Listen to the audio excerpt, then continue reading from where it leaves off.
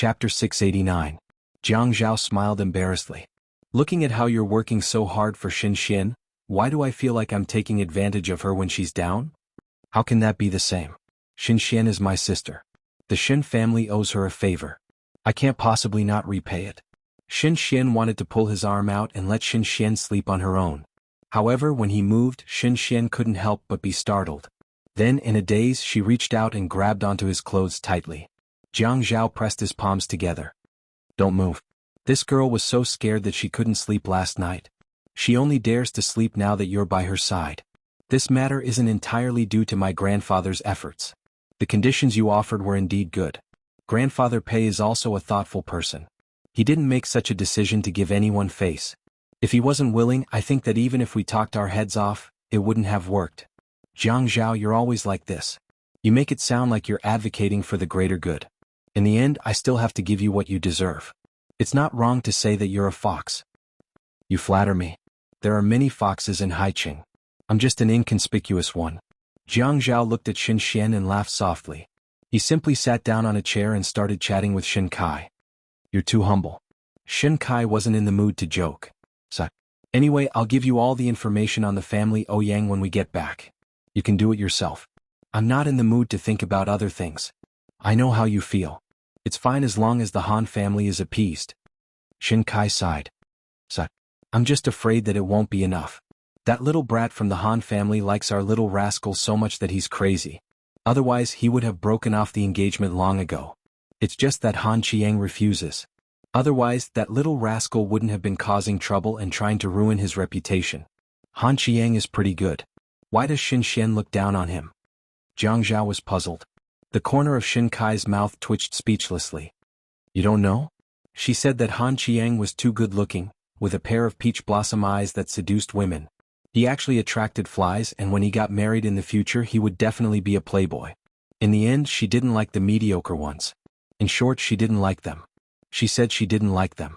Jiang Zhao only said one word, go ahead. If I didn't do it, would this have happened? Now, she still has to marry a good-looking man. Moreover, it's a good-looking man who can't move in bed. Now that she's married, such a man will be honest. It's impossible for him to go out and seduce women. He's really worry-free. Xin Kai shook his head and smiled bitterly. If it weren't for Xin Xian's situation, I would have been amused by your words. You're really something. There's no other way. I'll get you a glass of water and put it on your bedside table. If you want to drink it later, you can get it yourself. Thank you. Pei Jincheng's mother, Ji Rong, was a traditional woman. She didn't participate in the family's decision-making, but she still couldn't accept the fact that her son was in a vegetative state. Her attitude was the same as Pei Xianwen's. She couldn't accept Xin Xian marrying into the Pei family. Father, tell me, is it because of the dowry? Is it because our Pei family swallowed it down our throat worth that much money? Pei Li looked at his eldest daughter-in-law. After a long while, he closed his eyes and sat motionlessly on the main seat. However, the prayer beads in his hand were moving very quickly. When he moved the prayer beads, they seemed to be trembling because of the speed. After a while, Pei Li opened his mouth faintly. His voice wasn't loud, but it was soul-stirring. I'm not dead yet. In this family, I still have the final say, and I must have the final say. I've made this decision, and it's not to be refuted or disobeyed. You just need to carry it out. You don't need to ask for the reason, and I don't need to give you any explanation. When Jincheng's health indicators are stable, pick a good day and hold a grand wedding. Ji Rong collapsed weakly in Pei Xianwen's arms. She looked at the old man who was still counting prayer beads with his eyes closed. She covered her mouth and didn't dare to cry out loud. The next morning after breakfast, they accompanied the Pei family to the hospital to see Pei Jincheng. There was a large glass wall outside the ICU ward. Yi Er stood beside Jiang Zhao. She just couldn't believe it. In fact, she couldn't see what the man inside looked like. However, the tubes all over his body made her feel sad. She hated places like the hospital. It was a place where people were sent back and forth from the gates of hell. Xin Xian stood quietly in front of the glass. She placed her hand on the glass and looked at the man lying motionless on the bed. Xin Xian patted her gently on the shoulder. Xin Xian sniffled almost inaudibly. Brother, did you see that? Actually, he and I don't have any deep hatred. We're not close. His originally brilliant life was ruined by my hands. Brother, I regret it very much, really. I owe him and I can't repay him in this lifetime. I also owe the Pei family and I can't repay them.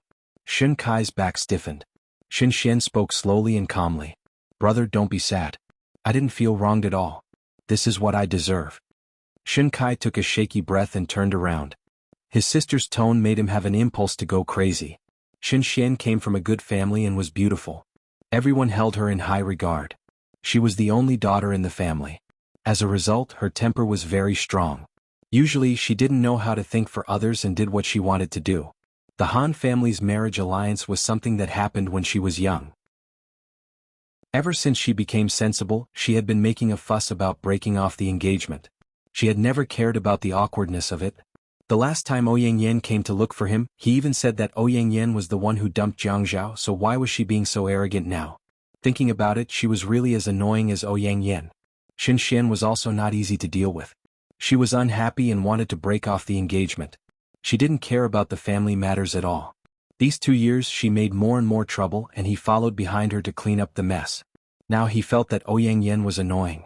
But even if Shen Xian did the same thing, he couldn't hate her. He only felt sorry for her. After all, acne on other people's faces didn't make people worry. Only when needles pricked one's body did they know the pain. He remembered that a reporter asked a celebrity what kind of partner she wanted. The celebrity said that it was a man who could move. A man who couldn't even move on the bed, could he still be called a man? Shen Kai felt a ball of fire burning in his heart. His ears were filled with Shen Xian's comforting words. Brother, don't be sad. I didn't feel wronged at all. This is what I deserve. Damn, she finally grew up. She finally knew that her mistakes made her family sad. But the price was too damn high. Paley was a person who had killed his way through the ups and downs of the business world. In his early years he was still a little vicious. When he was 50 years old, he realized that his shortcomings were too obvious. So, he concentrated on studying Buddhism and cultivating his mind. So, after 50 years old, although his methods were not as fast and ruthless as when he was young, there was still strength in his softness. In the Qin family, Qin Rongfang had already given power to Qin Fian. He slowly handed over his own things to his grandson. It was different from the Qin family. The Pei family was like a kingdom in the south. The supreme king held great power, and his decisions on major matters were never disrupted by others. That king was Pei Li. He was slightly fat and dressed in Chinese clothes. The roots of his hair were very light, as if covered with a layer of snowflakes. He held the Buddha beads and fiddled with them gently. He looked kind and low-key. But at this time he was staring at Shen Xian with a sharp gaze. Among the people present, only Qin Rongfang noticed his complicated gaze. Before they walked out of the hospital, Pei Li called out to Shen Xian. Shen Xian was like a child who had made a mistake. She put away her original sharpness and stood respectfully in front of Pei Li. Although Jincheng is now in a vegetative state from the moment you married into the Pei family, you are no longer Miss Shen of the Shen family. You are the daughter-in-law of the Pei family. Everything that originally belonged to Jincheng should be taken care of by you. This is your responsibility and obligation. Do you understand? Shen Xian raised her head and clenched her fists tightly. She looked at the old man who was fiddling with the Buddha beads. She was afraid, but she nodded firmly. I will do my best. I hope grandfather will nurture me. If I do anything wrong, I hope grandfather will forgive me. Pei Li seemed to be satisfied. With a sound, he walked past Shen Xian and walked out. Shen Xian knew that from this moment on, her life was no longer surnamed Shen. She wanted to live for someone else. When she lowered her head, 2 drops of water fell on the floor. It was like a big splash. She raised her hand to wipe her eyes and walked out resolutely. Yi Er and Jiang Zhao returned to Haiqing. Both of them were immersed in their own work. Jiang Zhao had asked Zhua how to use his connections to find a retired soldier to be Yi Er's bodyguard. He couldn't stop Yi Er from working, but safety was the most important thing. Yi Er had to work. She had to work. She couldn't always rely on Jiang Zhao. Now her entire family was dependent on Jiang Zhao. To be honest, even if Jiang Zhao raised 20 more people, her family could still afford it. She knew that Jiang Zhao had 2 very profitable companies. This feeling was very strange. In the past it wasn't very strong. Jiang Zhao liked to use the method of raising her to show his male chauvinism. However, after Zhou Li swiped more than 3 million yuan from her card, Yi Er was completely enraged. If Zhou Li had spent her own money, it would have been fine. However, it was all Jiang Zhao's money. Even if it was work, Yi Er still couldn't do without Jiang Zhao. She thought carefully about the business advice that Xiaoye had told her before. In the end, she told Jiang Zhao to find out if there were any talent shows. It would be best if it was a national Latin dance competition or a celebrity's national Latin dance competition. She needed a dance partner. This way her dance studio could provide contestants and teachers. Anyway, her teachers were very qualified. They weren't just for show. If she could become famous, she could become a judge in the future. She could rely on her name to make a living. Jiang Zhao quickly found a program for her. However, it wasn't a provincial program. It was a city program. This way the viewership ratings would only be limited to the province. However, since it was her first time in the industry, it was a very good treatment to be able to be listed on the TV station. When Yi Er was fully immersed in her work preparations, Jiang Zhao felt that Yi Er had suddenly come back to life. She wasn't dead like before. Instead, it was as if another layer of petals had bloomed. It was very dazzling. Seeing Yi Er like this, Jiang Zhao was a little touched. He then asked Qin Fian to come to his office. Fian, in another 4 months, you should invest in a program at the provincial TV station. It's the same as the Dance Forest that TV station 2 is doing now. It's not convenient for me to do it personally. I'll pay for it. Let Yun Yi bring her people to participate first. Of course, the champion must be guaranteed to be Yun Yi. After 2 rounds of this, she can become a judge in the future and raise her status. Brother, I realize that this method is a little similar to how Qiu Xiaoye became famous. Qin Fian sat on Jiang Zhao's desk and smiled mischievously. Why did you mention Xiaoye? There were so many ways to become famous. Only Qiu Xiaoye was allowed to use that method to become famous. Moreover, he didn't think there was a problem. Qin Fian said meaningfully, Brother, you actually know that Qiu Xiaoye is with Yi Chen, right? I only found out a while ago. He hid it for a long time. When I asked him, he didn't allow me to tell anyone. I don't know what he's thinking. Jiang Zhao glared at Qin Fian. I'm talking to you about serious matters now. I'm talking to you about serious matters too. Qin Fian turned sideways and looked at Jiang Zhao, who was going to get the file. He said earnestly, You have to know that sister-in-law is not Qiu Xiaoye. Qiu Xiaoye is Yi Chen's underground prostitute. Sister-in-law is your legitimate wife. You can't make sister-in-law the center of attention like Qiu Xiaoye. Jiang Zhao felt that Qin Fian was really pedantic. He had thought it through now. Yi Er's fame wouldn't affect him much. Why not? Yin Yi is still young. She wants to show her value. She feels that this process is very happy. I think she should take advantage of the enthusiasm now to pursue her dreams. Qin Fian's ability to add fuel to the fire was increasing day by day. And then? After she becomes famous, will you let people talk about your wife at tea parties and after meals? He snorted. Brother, you're not such a generous person. Let me tell you, when you go on those shows to dance, look at what those women are wearing. Latin, rumba, cha-cha, tango. Anyway, just look at them. When they spin in a circle, they're showing off their tights. They're even hugging your wife and spinning, lifting her up, hugging her. Qin Fian didn't see the change in Jiang Zhao's expression. His gaze became more and more uncomfortable. He continued, Let me tell you, I didn't agree with sister-in-law opening this dance studio. But since she's already opened it, it doesn't matter if she's the boss. In fact, it's enough to make a little money. Don't think about making her famous. People in the arts like to say that they pursue the harmony of the soul. Just wait and see. If there's a spark between them while dancing, it'll be too late for you to cry. What nonsense are you talking about? Your sister-in-law is not that kind of woman. Don't add fuel to the fire. Jiang Zhao took the file and ignored Qin Fian. He simply sat on the sofa in the reception room and flipped through it slowly, leaving Qin Fian alone at the desk. You still don't believe me? Qin Fian wouldn't let go of a chance to make Jiang Zhao repent. Hey. He hurried to the reception area and sat on the sofa on the other side. Brother, don't blame me for not reminding you. Let me tell you, those duet groups, those pair figure skating groups, and don't even talk about those national dance groups. They're all in the name of pursuing art. On the road to pursuing art, they eat their partners into their stomachs. The people I'm talking about in this field are quite a lot of people who get married and have extramarital affairs, right? Beauty novel Song Shu 566. Chapter 690. Jiang Zhao did not say anything, but Qin Fian was very anxious. Don't talk about office romance.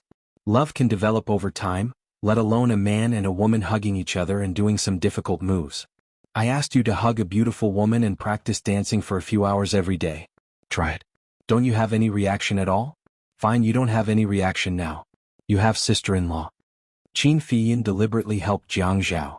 But what about before you had sister-in-law? Do you dare to pat your chest and say that you definitely wouldn't have any reaction? Let me tell you, in order to practice those wonderful dances, sometimes you need to do some difficult moves such as throwing, lifting, or large spins. These are not things that can be done with skill alone. You have to put your life and safety in the other party's hands. This requires a lot of tacit understanding between partners. Brother, touch your conscience and tell me, are you willing to let sister-in-law reach that level of tacit understanding with another man? Even her life and safety in the hands of that man without any hesitation?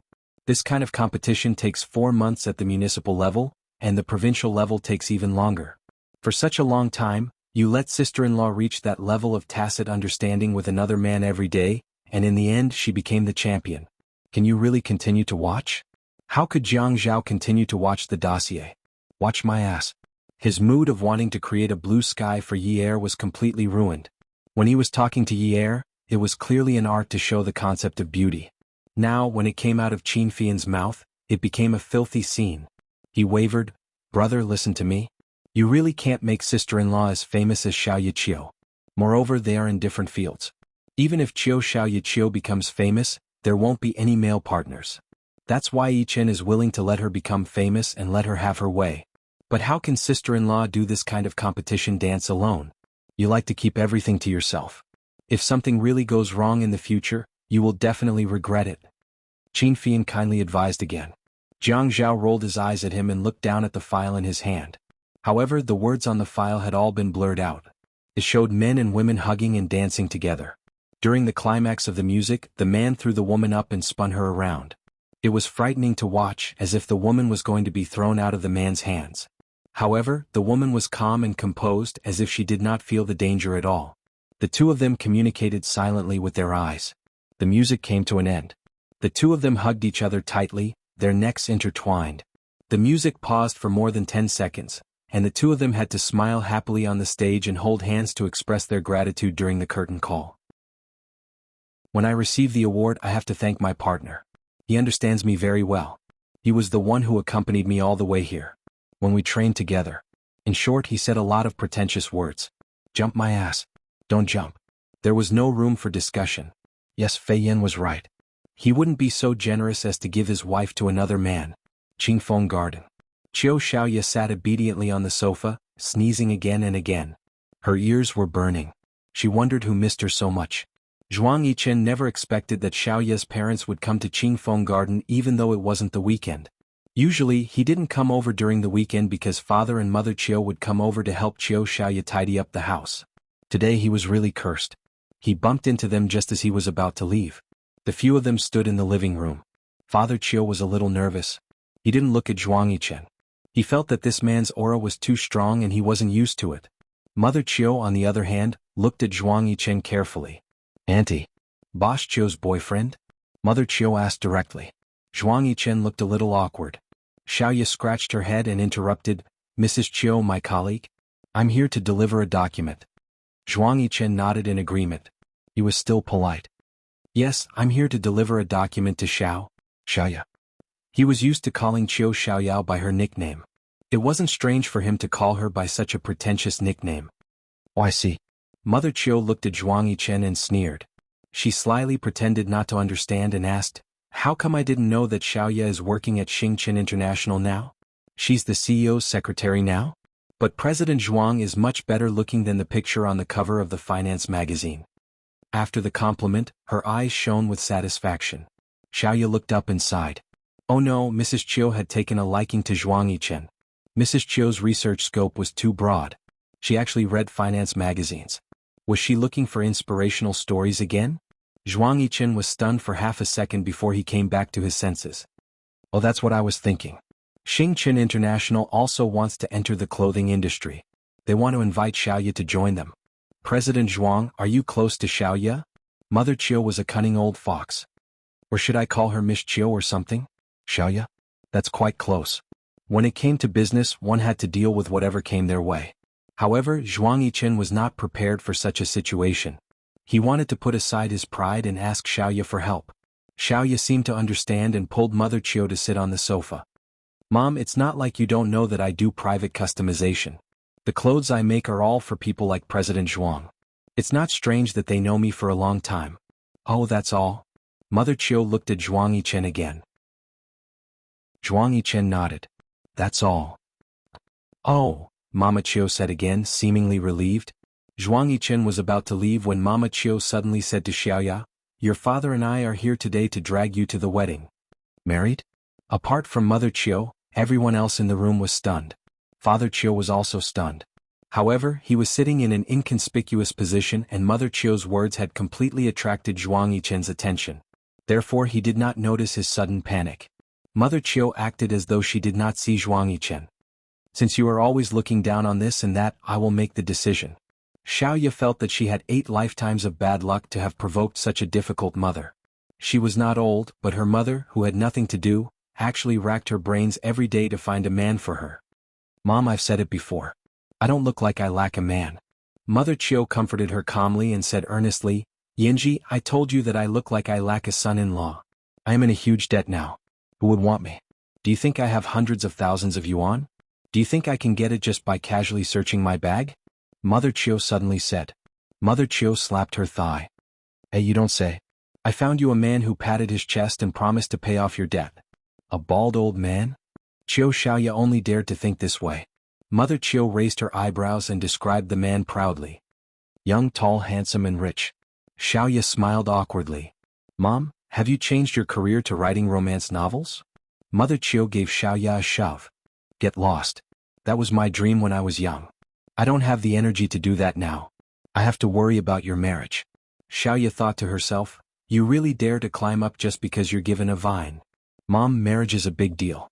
You have to spend more time thinking about it. That's why I spent a lot of time thinking about it for you. I stayed up all night helping you research. It's not enough for a good man to just be rich. He has to be good looking. It's not enough to just be rich and good looking. He has to be cultured. It's not enough to just be rich and good looking. Xiaoya's shoulders drooped weakly as she raised her head and said, we have to have parents-in-law who are easy to get along with. It's not enough to be rich, good looking and cultured. We have to be considerate, tolerant, filial and romantic. After Xiaoya finished reciting, she looked dispirited and helpless. She looked like she was about to cry as she said, Mom, you should go and write. You'll definitely do something. Really, you'll definitely achieve more than worrying about your daughter's marriage. Zhuang Yichen wanted to turn around and leave because the people here obviously didn't care about him. He had always had a strong presence. However, after confirming that he wasn't Xiaoya's boyfriend, Mother Chiu didn't even look at him. Instead, she kept promoting other men to Xiaoya. As if rooted to the ground, Zhuang Yichen was in an awkward situation. He was afraid that he would be suspicious if he stayed any longer, so Zhuang Yichen said politely, Uncle Auntie, I will leave first. Okay. Take care. Mother Chiu's voice was full of enthusiasm. However, her eyes fell on Xiaoya and dropped another bomb. Hurry up and pack up. Ian has been waiting for too long. He said that you don't want to see him. He wants to marry you this time. If you say so, he will marry you immediately. He will help you pay off the debt. How is it? Young, right? Tall, right? Handsome, right? Rich, right? Not? Xiaoya's eyes suddenly widened. Her voice trembled. Mom, don't joke around. Zhuang Yichen, who had just walked to the door, paused again. He heard Xiaoya's voice suddenly change in pitch. It suddenly rose and fell. In her incredulous tone, there was a strong sense of anticipation and unexpected loneliness. Kang Yiyun? Kang Yiyun proposed to Xiaoya? Last time in the wardrobe, he saw how Mother Chiu wanted to marry Xiaoya off. He didn't think it was a joke. His hand that was already holding the door handle couldn't press it down. However, he held the door handle tightly. After he let go, he turned around and looked at Xiaoya. Xiaoya, what about your promise to attend the new company's meeting in an hour? Xiaoya looked up and saw Zhuang Yichen's pleasant face. However, her eyes were full of tyranny. How should she say it? This was a question with no choice. I will go right away. I will go when the proposal is ready. President Zhuang, I think the meeting should be delayed for half an hour. You can only focus on your work after this important matter is solved. Mother Chiu smiled. She stood up and politely discussed with Zhuang Yichen. Zhuang Yichen stood there motionless. He didn't look like there was anything wrong with it. Instead, his outstanding temperament covered up his displeasure. Auntie, it's not right for more than a dozen people to wait for one person. Moreover, many of them came from other cities for the meeting. Some of them have already booked return tickets. If the company's interests are lost, I'm afraid that the interests of the employees will be affected in the future. Mother Chiu lowered her head and thought for a while. When she looked up, she was still in a dilemma. Okay, you should hurry to the meeting. I will discuss it with Yun. Anyway, the Civil Affairs Bureau closes at 5:30. Go ahead. Don't delay your work. Zhuang Yichen's eyebrows twitched, but he still smiled like a gentleman. Xiaoya, follow me to the company. After the meeting, we can solve this important matter as soon as possible. Xiaoya could feel Zhuang Yichen's anger. Zhuang Yichen was not a very patient person. If he hid a knife behind his smile, it meant that she was going to be in trouble. As expected, the silver Bugatti shot out of the neighborhood like an arrow. Xiaoya sat upright in the assistant seat. Zhuang Yichen glanced at her. Aren't you going to explain to me? Xiaoya seemed to have suddenly come back to her senses. What? This B***-starred woman actually didn't know what he was talking about? Was she blinded by the news of her marriage? Don't you need to explain to me about Kang Yun? Xiaoya spoke out of habit. Since when do I need to explain to you about my matters? When he stepped on the brakes, the car stopped by the roadside. Xiaoya rushed forward. Zhuang Yichen. Zhuang Yichen leaned over and pressed down on her. He opened his large palms and grabbed Xiaoya's butt between his thumb and index finger. He pinched it with 2 fingers and lifted it towards himself. He gritted his teeth and said, "Little demon Chiu, what kind of attitude is that when you talk to me?" Xiaoya frowned. Her mouth hurt, but she refused to admit defeat. What kind of attitude do you want? I asked you to explain to me about Kang Yun. She had been with him almost every day for the past few days. What was going on with her marriage with Kang Yun? When did Kang Yun go to look for her mother? Why did she suddenly have to register? She was too timing. She dared. I said I don't need to explain. Why should I explain to you? I won't explain to you. Good. Very good. Zhuang Yichen angrily opened the car door beside Xiaoya and released the seatbelt. Get out of the car. Xiaoya was stunned for a moment. Zhuang Yichen's slender eyes turned into blades. He was already sitting upright and shouted, "Get out of the car." Xiaoya let out a long breath. She closed her eyes and opened them. She glared at Zhuang Yichen and pushed the car door open. Just as her feet touched the ground, Zhuang Yichen's voice sounded ruthlessly. "Little demon Chiu, you'd better not provoke me. You can't afford to provoke me. You can settle Kang Yun's matter yourself. Otherwise, I won't let any of the scum related to you off." Xiaoya's back trembled. A gust of cold air froze her spine. When she clenched her fists, her breath was trembling. She turned around and glared at Zhuang Yichen. She gritted her teeth and said angrily, "Zhuang Yichen, you're getting more and more involved now. You've really stretched your hands too far. We've already agreed not to interfere with each other's business." The man leaned back in his seat. The sunlight shone on him and his handsome face was sharp. His eyes were cold as he looked at the traffic coming and going in front of him. He directly ignored Xiaoya's words of not interfering with each other and parting on good terms.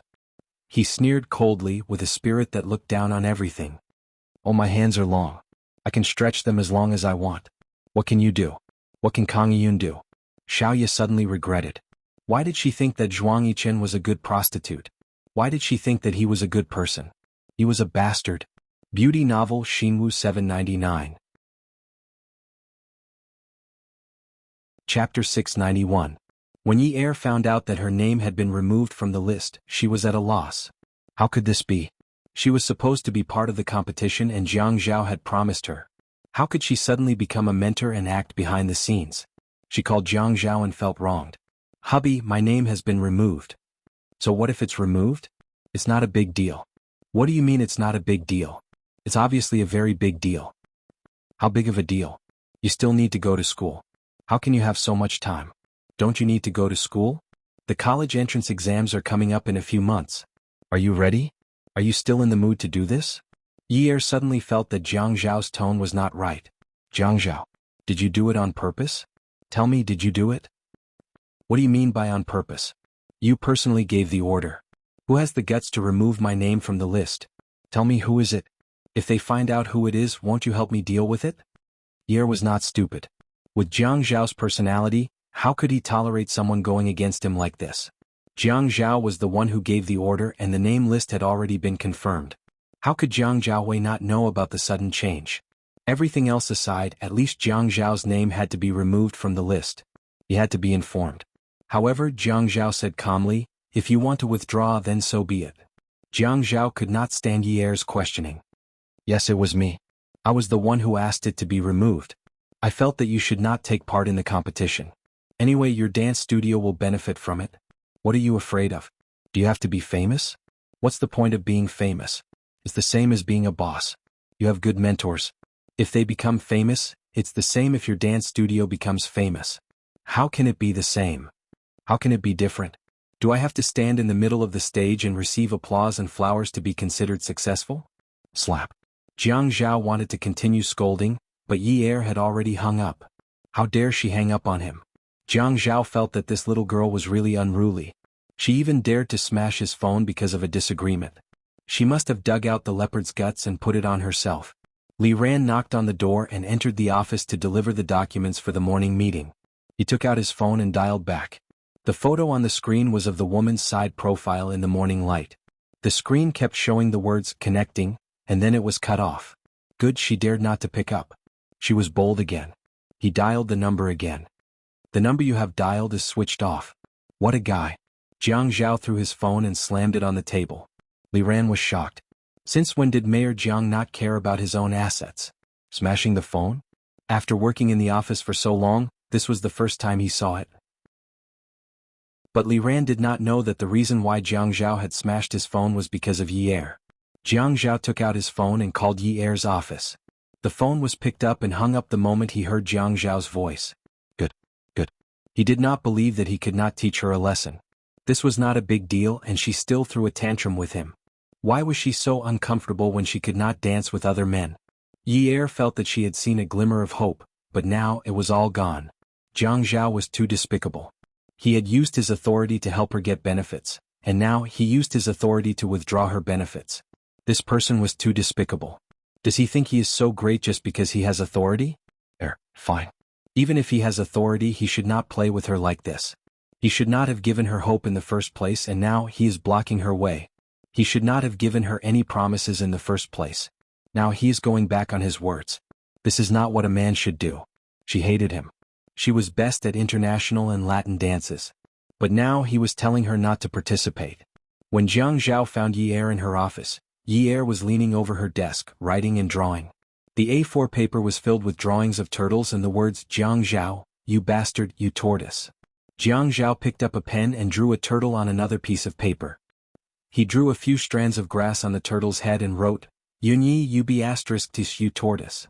His handwriting was clearly 100 times better than Yi Er's. Damn. He actually came over to pick a fight with her in such a domineering manner. Yi Er sat up angrily. I don't want to see you. Get out. Why should I leave? If I want to stay, I will stay. Call the police. Just say that I am harassing you. Jiang Zhao, you are unreasonable. I have plenty of reasons. The two of them started quarreling. If you don't give in to me, I won't give in to you either. You say something and I say something back.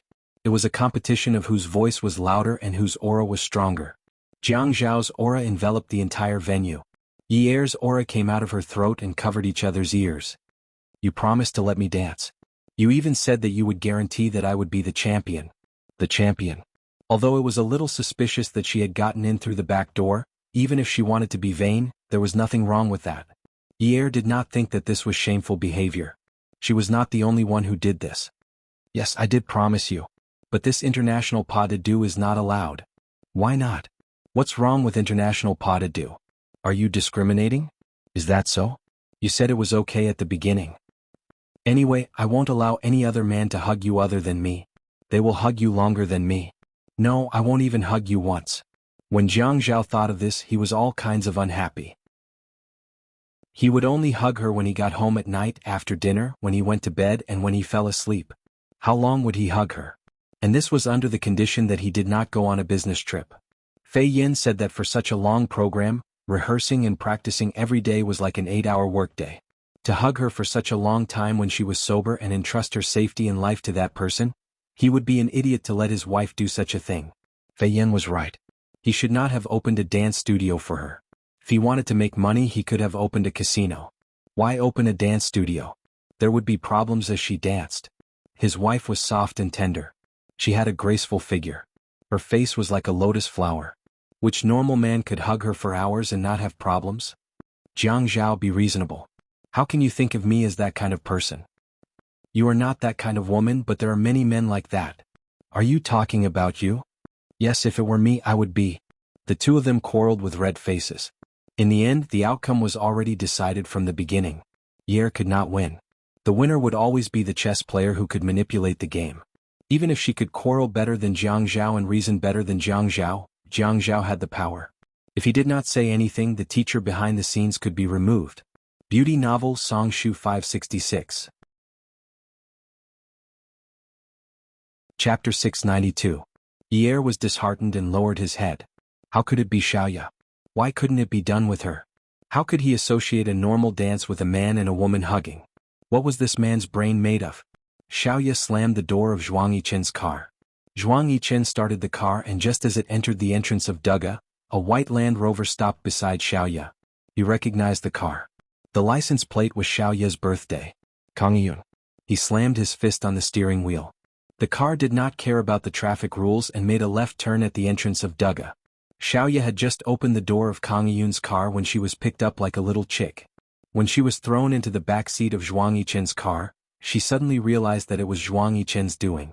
Kang Yun was about to open the door and chase after her, but Zhuang Yichen had already closed the door and sped away. The atmosphere in the car was freezing. Xiaoya could not help but shiver. Zhuang Yichen, what are you trying to do? Little demon Qiu, it seems like you still don't understand what I mean. When Zhuang Yichen spoke, his nostrils and jawline were frighteningly stiff. Even his voice was cold and emotionless. He took out his phone and dialed a number. After a few seconds he said, Xia Qian, a fourth-year student at the media college who is interning at Channel 2. Xiaoya rushed over and snatched his phone. Zhuang Yichen. If you dare to touch Xia Qian, I'll fight you to the death. Zhuang Yichen continued to drive and glanced at the woman leaning against his shoulder. Risking my life? You think you can beat me? My life is tougher than yours. Do you want to try? What are you trying to do? Little demon Qiu, you should know why I didn't care about you a few years ago. You've been too naughty recently. Our relationship is over. I have my own life and freedom. The man sneered. Really? When did it end? Yesterday? The tip of Xiaoya's heart seemed to grow a thread. The more she pulled it, the longer it grew. The thread was thin and soft. When she pulled it, she was afraid it would break, but if she did not pull it, she was afraid it would get knotted. She pulled and pulled until she felt a little pain. Sitting back in his seat, he felt the soft and comfortable seat cushion. Not only was the exterior of the car dazzling, but the interior was also extravagant. Lying on such a seat was like lying on money. She wouldn't buy such a car even if she had the money. It was too expensive and the cost of maintenance was too high. Even if she could afford it, she couldn't afford to keep it. Everything needed to be managed. If you couldn't afford it but insisted on buying it as a shop front, you would be the one suffering. Xiaoya had always been a woman with a strong sense of anxiety. From the first day she was with Zhuang Yichen, she thought that she might be abandoned at any time, so she wanted her own house and career. That was why she bought a car that cost more than 200,000 yuan, in case she was abandoned by this man one day and could not afford a good car. She always had a way to comfort herself when she met with a setback. Just like this time, if it were someone else who had no one to help and no one to care, they would have hanged themselves long ago. But she didn't. She thought that at worst she could just find another man to help her. Anyway, that was how she started her business. But when she put out the marriage advertisement and someone was willing to help her pay off her debt, she pretended to be noble and shy. That advertisement was a little selfish. Zhuang Yichen did not care about her and left her to fend for herself. Fine, then she would show him how she was born and how she was destroyed. It was not shameful to rely on a man. Qiu Xiaoya had relied on sleeping with men to get to where she was today. When he finally came to Qingfeng Garden, she was actually happy. There were some things that she couldn't understand. She just felt disappointed when she thought of him after they broke up. It was as if there was something imperfect. The cherry blossoms that had only bloomed for a day had withered because of the storm. It was really ugly. Just like how she looked after they broke up. It was really ugly. She was the one who wanted to break up, but he agreed without a frown. He generously gave her the house without even batting an eyelid. At that time she felt like she had been abandoned. She already knew that she would be abandoned, but when it came she was still at a loss. She didn't want to know how much of her mother's words were true and how much was false. But what was his attitude now? He didn't allow her to get married, but wanted her to continue sleeping with him? She didn't know how much she had to move this man. It didn't seem possible. She had lost her brilliance, but she couldn't afford to waste her youth anymore. Especially when she saw Jiang Zhao by Yi Er's side, she felt like she was terminally ill. She always told Yi Er that a woman should have her own career, so that she wouldn't be left with nothing when her man abandoned her. But it was so funny. Even if Yi Er was abandoned by her man in the future, she could still legally get a sum of alimony or get a share of Jiang Zhao's assets after they got divorced. But what about herself now? She would really be left with nothing after being abandoned by her man. When Yi Er was sick and hospitalized, Jiang Zhao took care of her every day. He was so busy with work, but he rushed to the hospital after work. When Yi Er's father was hospitalized, Jiang Zhao and Yi Er would visit him every day. If Yi Er wanted to eat something, Jiang Zhao would accompany her. Yi Er didn't wear luxury goods.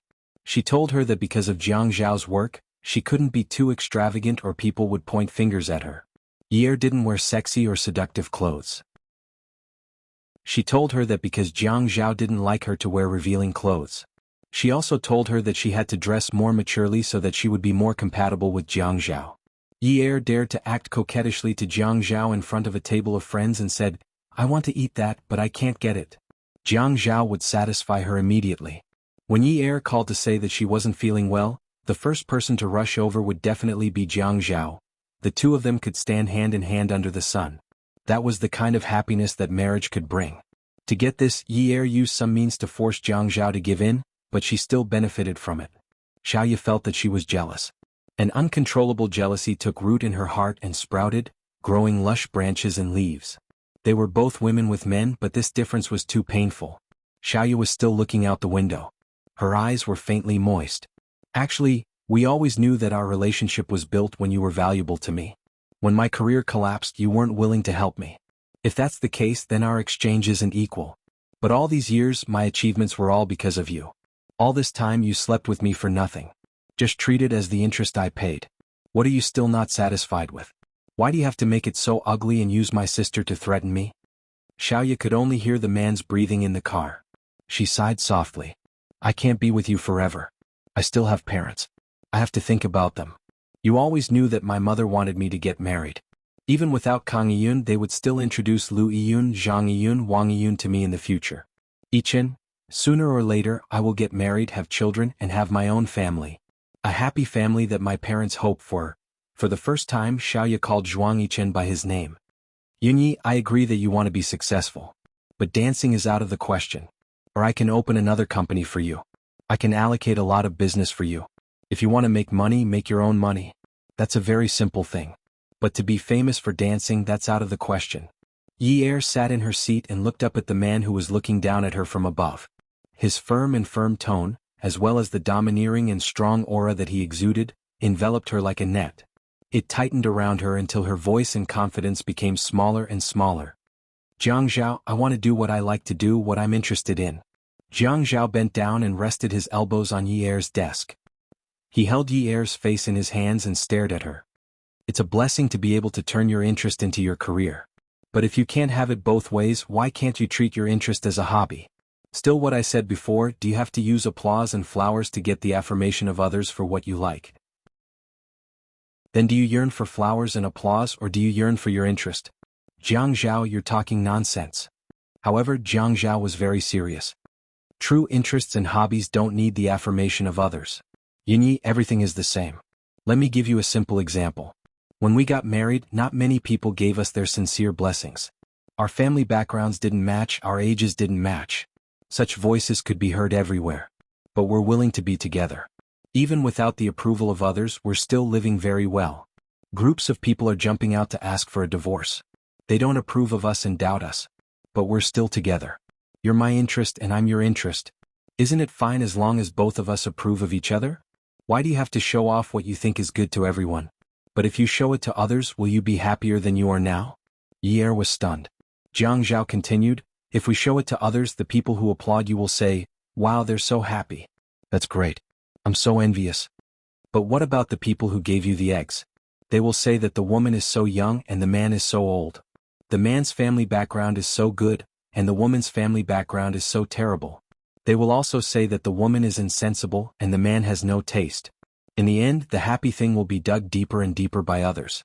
Your past, my past, things that we clearly don't care about, will become more and more unbearable by those eggs. Small things will become bigger and bigger by others. Do you dare say that with your tolerance you'll be able to do it without being disturbed? Ye couldn't help but admit that she admired Jiang Zhao. When she wasn't with him, even if she ran into obstacles everywhere, she was still the one making the decisions. She could be considered a person with her own opinions.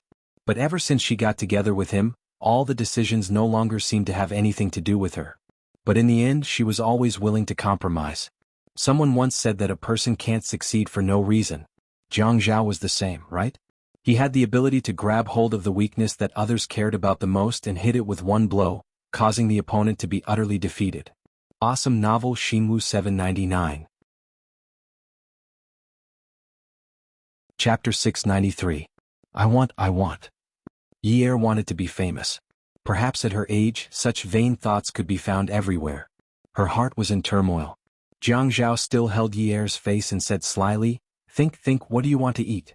I'll accompany you for lunch, okay? He knew that dancing was not feasible and would make Ye very unhappy, but he had no choice but to try his best to make up for it. I want to eat ice cream to vent my anger. Okay, let's have an ice cream feast for lunch? Okay. Ye agreed hesitantly. Ye thought that Jiang Zhao was capable enough.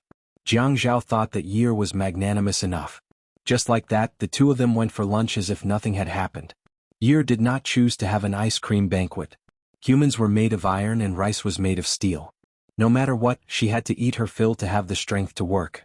She ordered 3 dishes, 1 soup and 2 ice creams. Ye had lived a hard life for 2 years, so she was very meticulous when it came to ordering food. She knew how to pair the 3 dishes of meat and vegetable soup, what kind of dishes would be served and how many people would eat. Jiang Zhao looked at her serious expression and felt that his wife was really good at managing the household.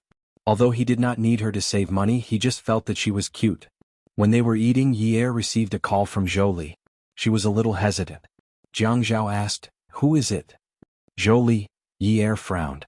It turned out that the most troublesome thing was not one's career but one's family. No wonder people said that marriage and family were a woman's life career. It was indeed so. Her family was a mess. Fortunately, she was not famous yet. If she became famous in the future and people found out about it, it would be embarrassing for Jiang Zhao. Forget it. So be it behind the scenes. She did not want to stir up trouble. Answer it. Jiang Zhao gestured with his chin. As soon as Ye picked up the phone, Zhou sighed over the phone before she could say anything. Her main thought was that she had spent all her money.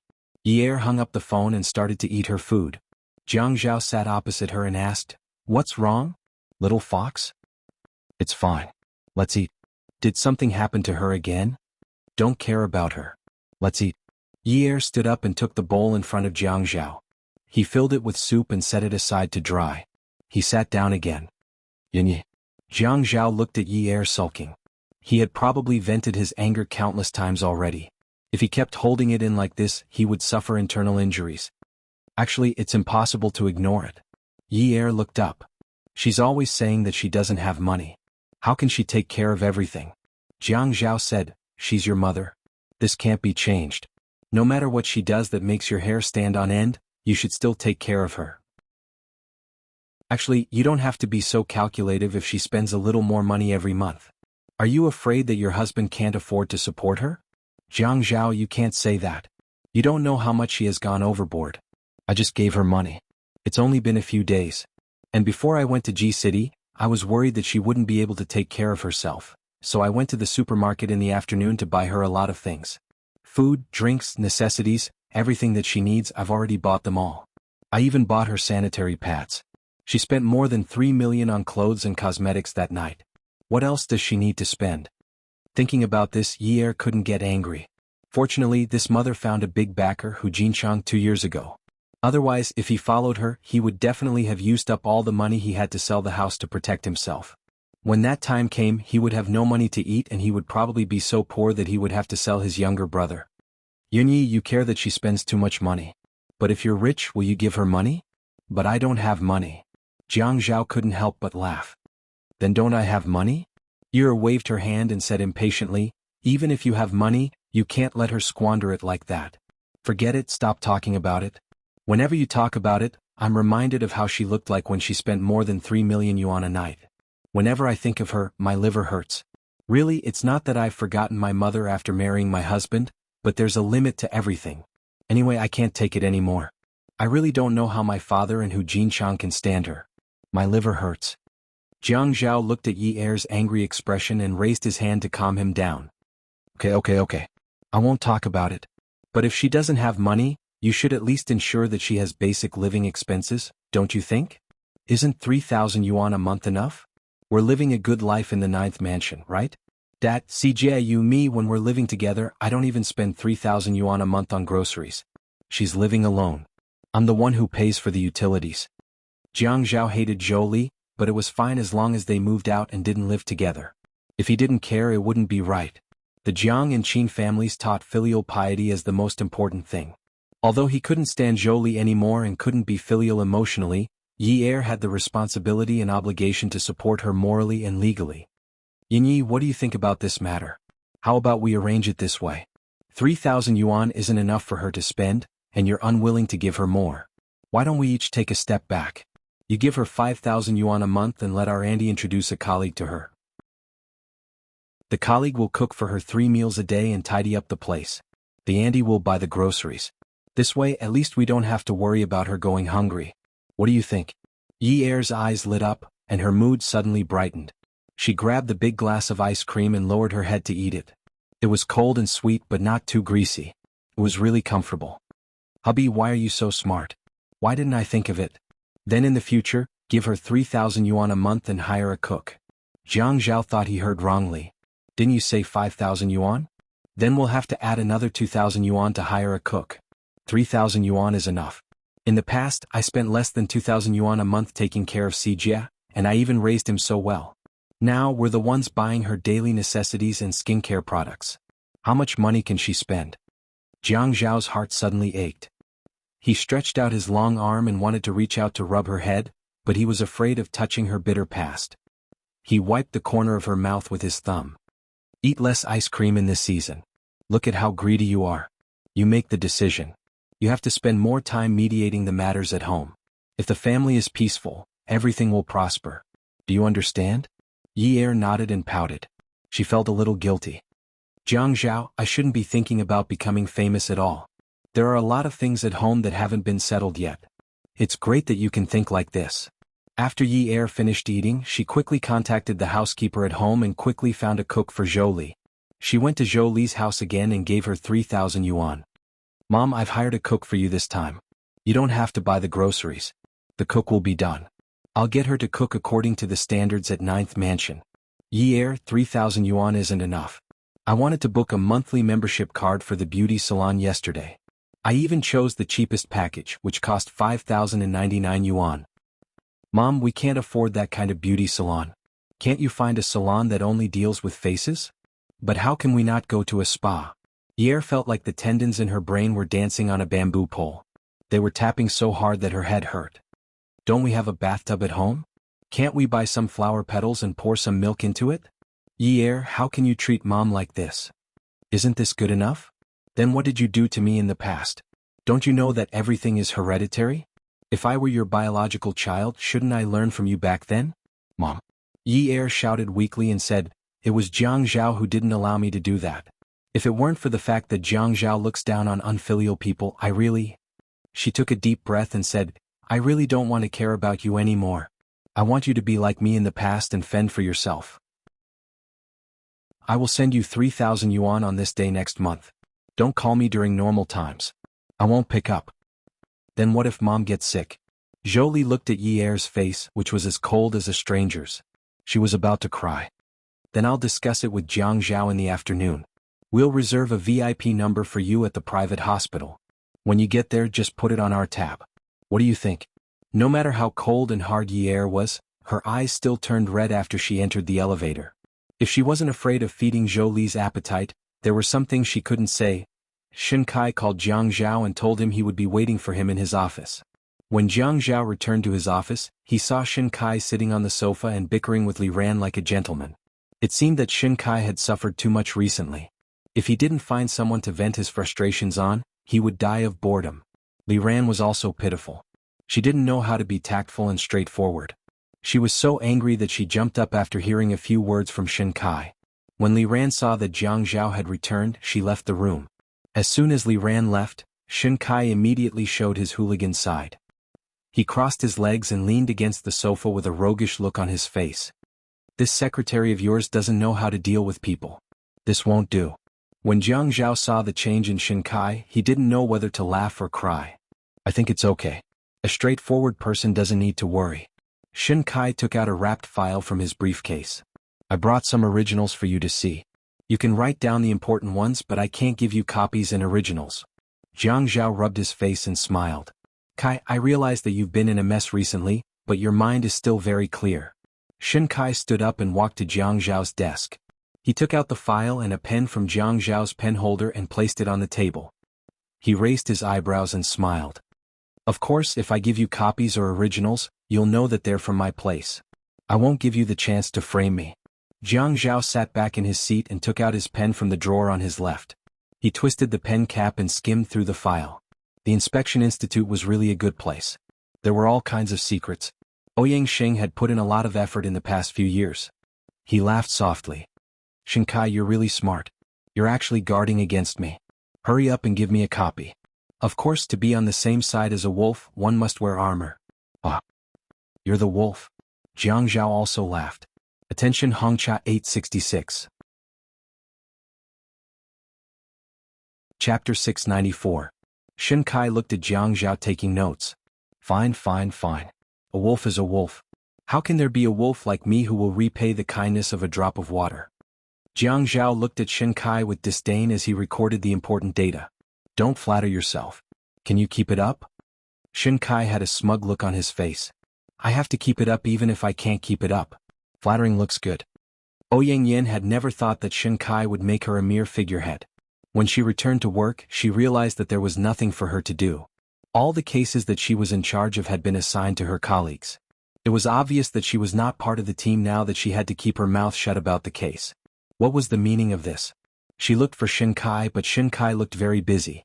He did not care about her, but he arranged for her to work very seriously. However, the work she did was all trivial. Ouyang Yin was angry when she thought of Shin Kai. The reason she did not like Shin Kai was very simple. He was like a hooligan. He looked like a hooligan since he was young. Even in law school he was still a hooligan.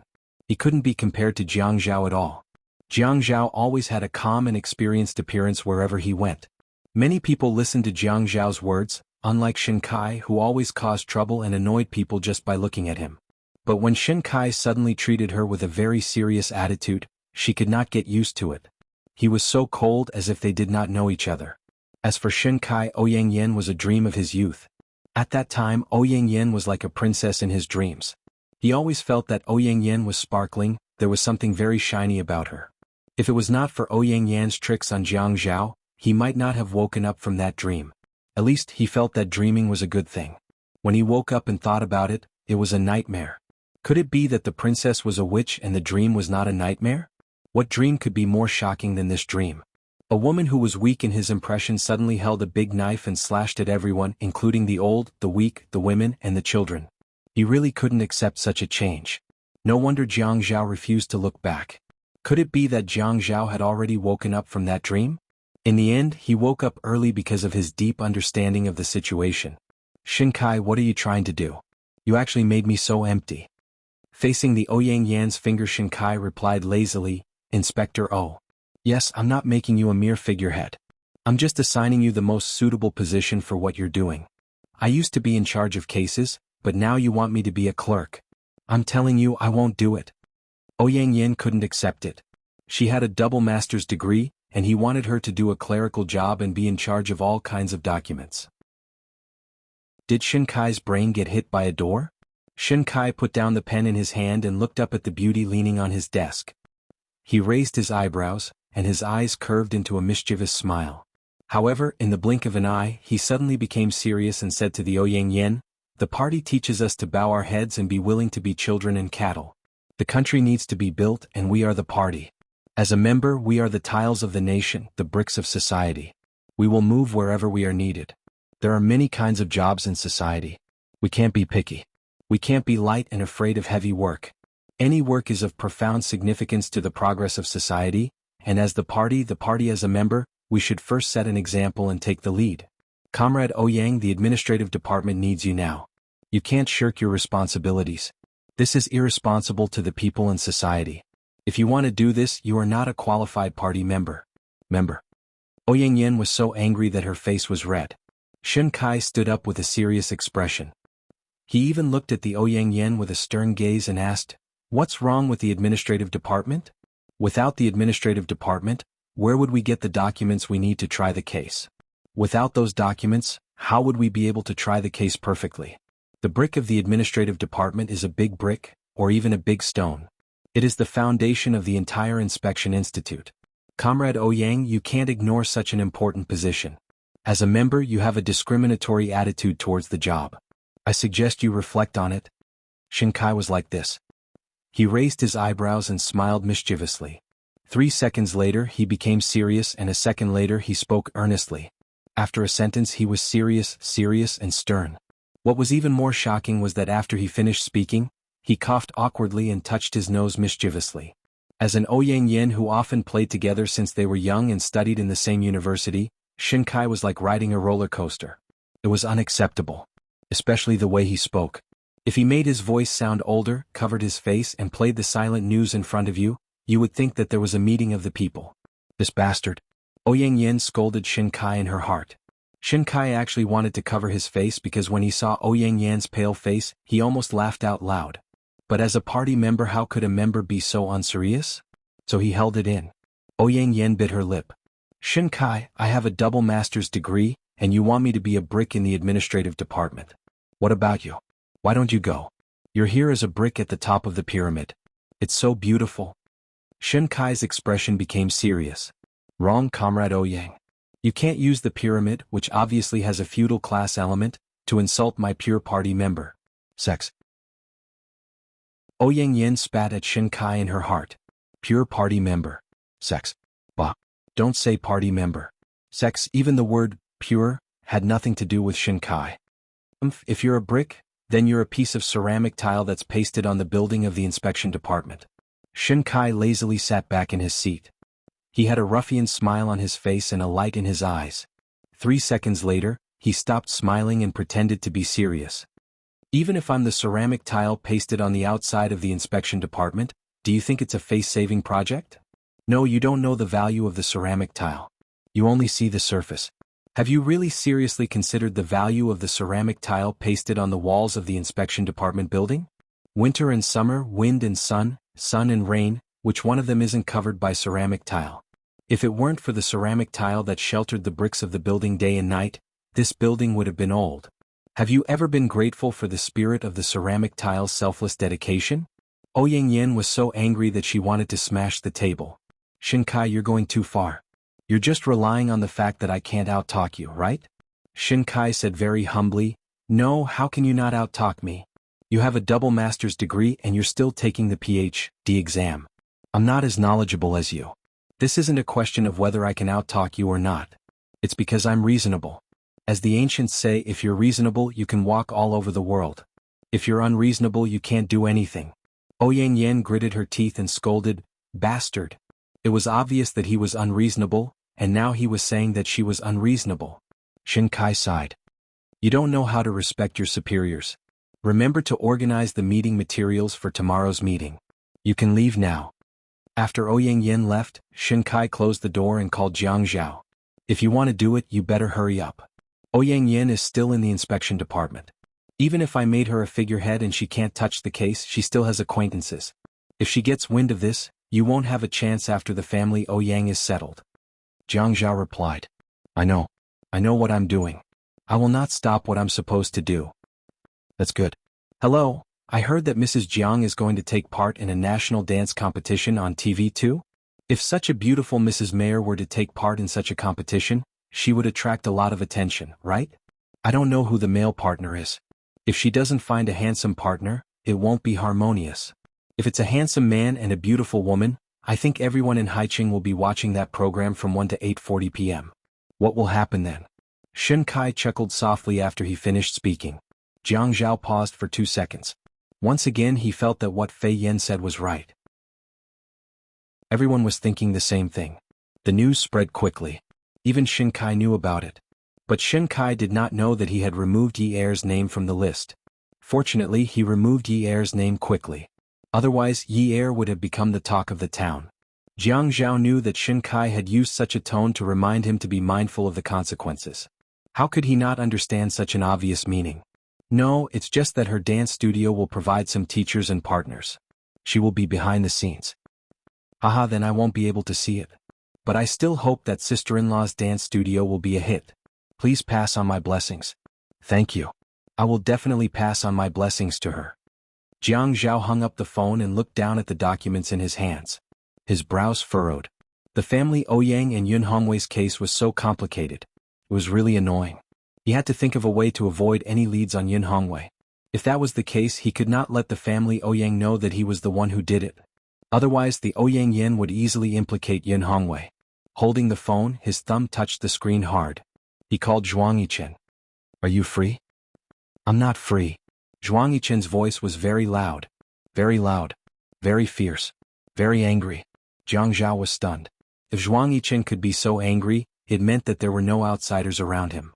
He did not know who had provoked him.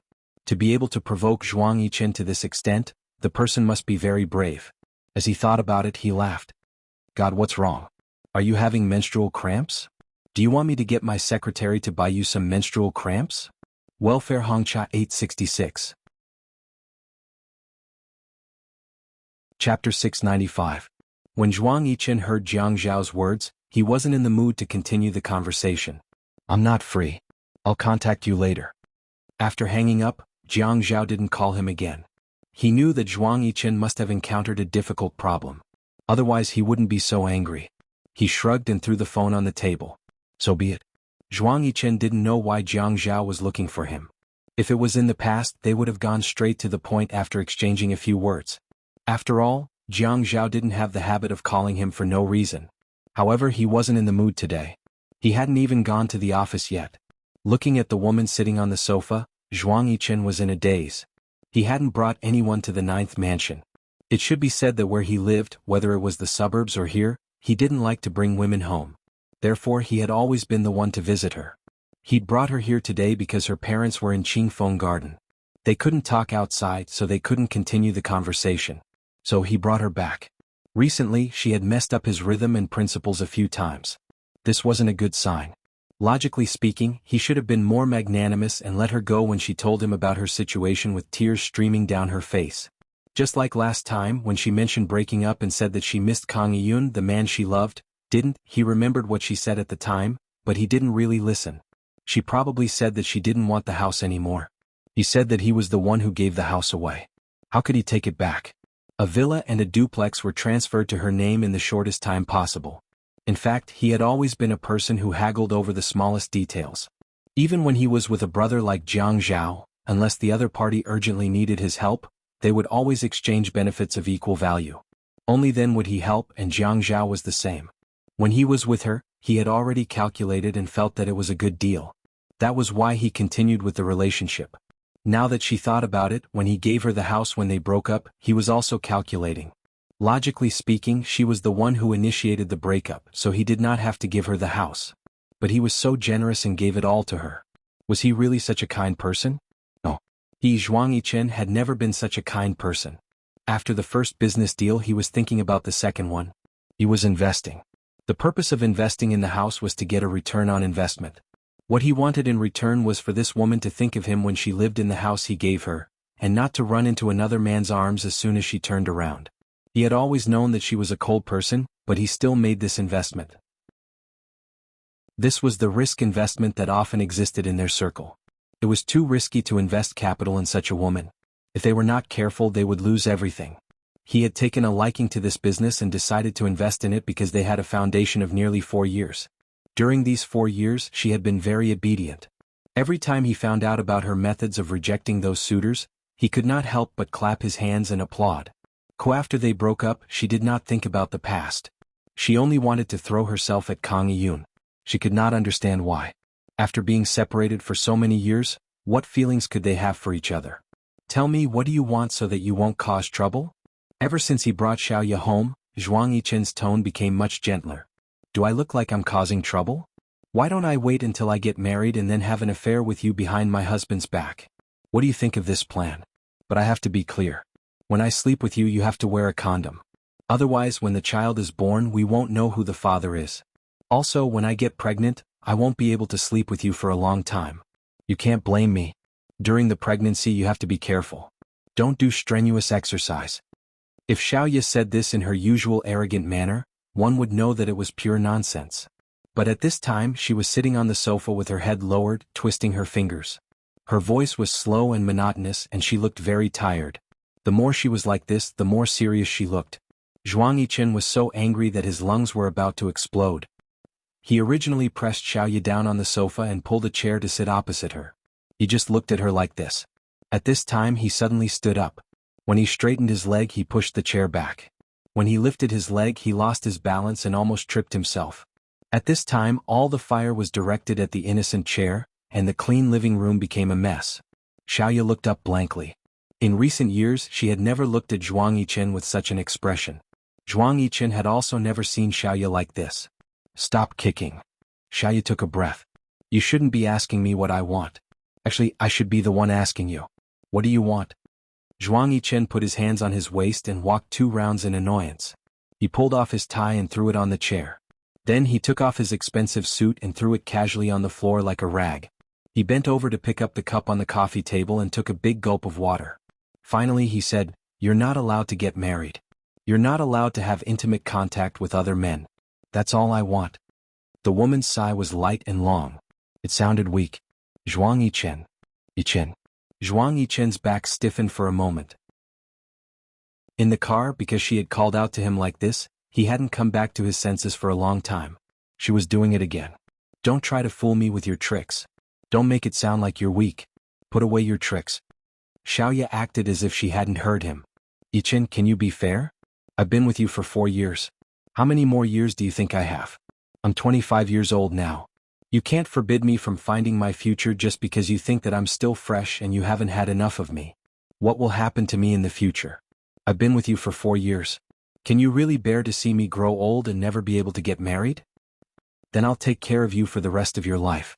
If you're worried, I'll give you some of the company's shares. As long as the company doesn't get into trouble, I guarantee that you'll be able to live comfortably for the rest of your life. Or I can buy you a high-value insurance policy. Even if my company collapses in the future, you won't have to worry about food and clothing for the rest of your life. Is that okay? Zhuang Yichen said it naturally. He felt that this was the best solution. Didn't a woman marry to find someone to rely on? He had already paved the way for her. Now she wouldn't think about it anymore, right? Also, I'll settle your debt for you tomorrow. Now that he thought about it, he really should have listened to Jiang Zhao. It was all because of the closing of the shop. He wanted her to reflect on the evils of society, but she wanted to take a shortcut and get married. Xiaoya looked at Zhuang Yichen in surprise. She bit her lips. You want me to be your underground prostitute for the rest of my life? Zhuang Yichen was annoyed to answer this question. They were fine like this now. Why do you have to say that it's an underground prostitute? Then what is it? Xiaoya stood up. Her body swayed slightly, but she used all her strength to stand firm. Her eyes were sore, her breathing was erratic, and her voice was very nasal. Tell me, if it's not an underground prostitute, what is it? No one eats with me, sleeps with me, watches movies with me, picks food for me, and there's no one to talk to. In the middle of the night, when I have a fever, I get out of bed to pour myself some water, but I fall on the ground and sleep until the next morning. Now, I don't even dare to get sick. Zhuang Yichen. Do you think I'm a superwoman? Do you want to shoulder everything by yourself? Boo-hoo, Xiaoya had never cried in front of Zhuang Yichen like today. Over and over again, from the first time she cried silently, to this time she cried out loud. Her body was embraced. In front of her was a firm chest, and her back was a gentle touch. Her head was slowly rubbed by the man's big hand. The voice above her head was slightly hoarse, but every word was as sharp as a knife. Xiaoyao, let's do this for now. This is the only thing we can do now. Explain to your parents and tell them to stay away from Kang Yiyun. Xiaoyao, although I can't guarantee that I will accompany you every day, I can guarantee that if you dare to get involved with Kang Yiyun, you will only hurt him. I don't want you to hate me. I don't care how deep your relationship was in the past, but if he touches my woman, I will let him die. Even his corpse will not be found. Xiaoya suddenly quivered. Lips. Kisses. Her clothes were slowly stripped off. She was carried by the waist, and the man on top of her pressed down, It was the first time she slept in Zhuang Yichen's bed.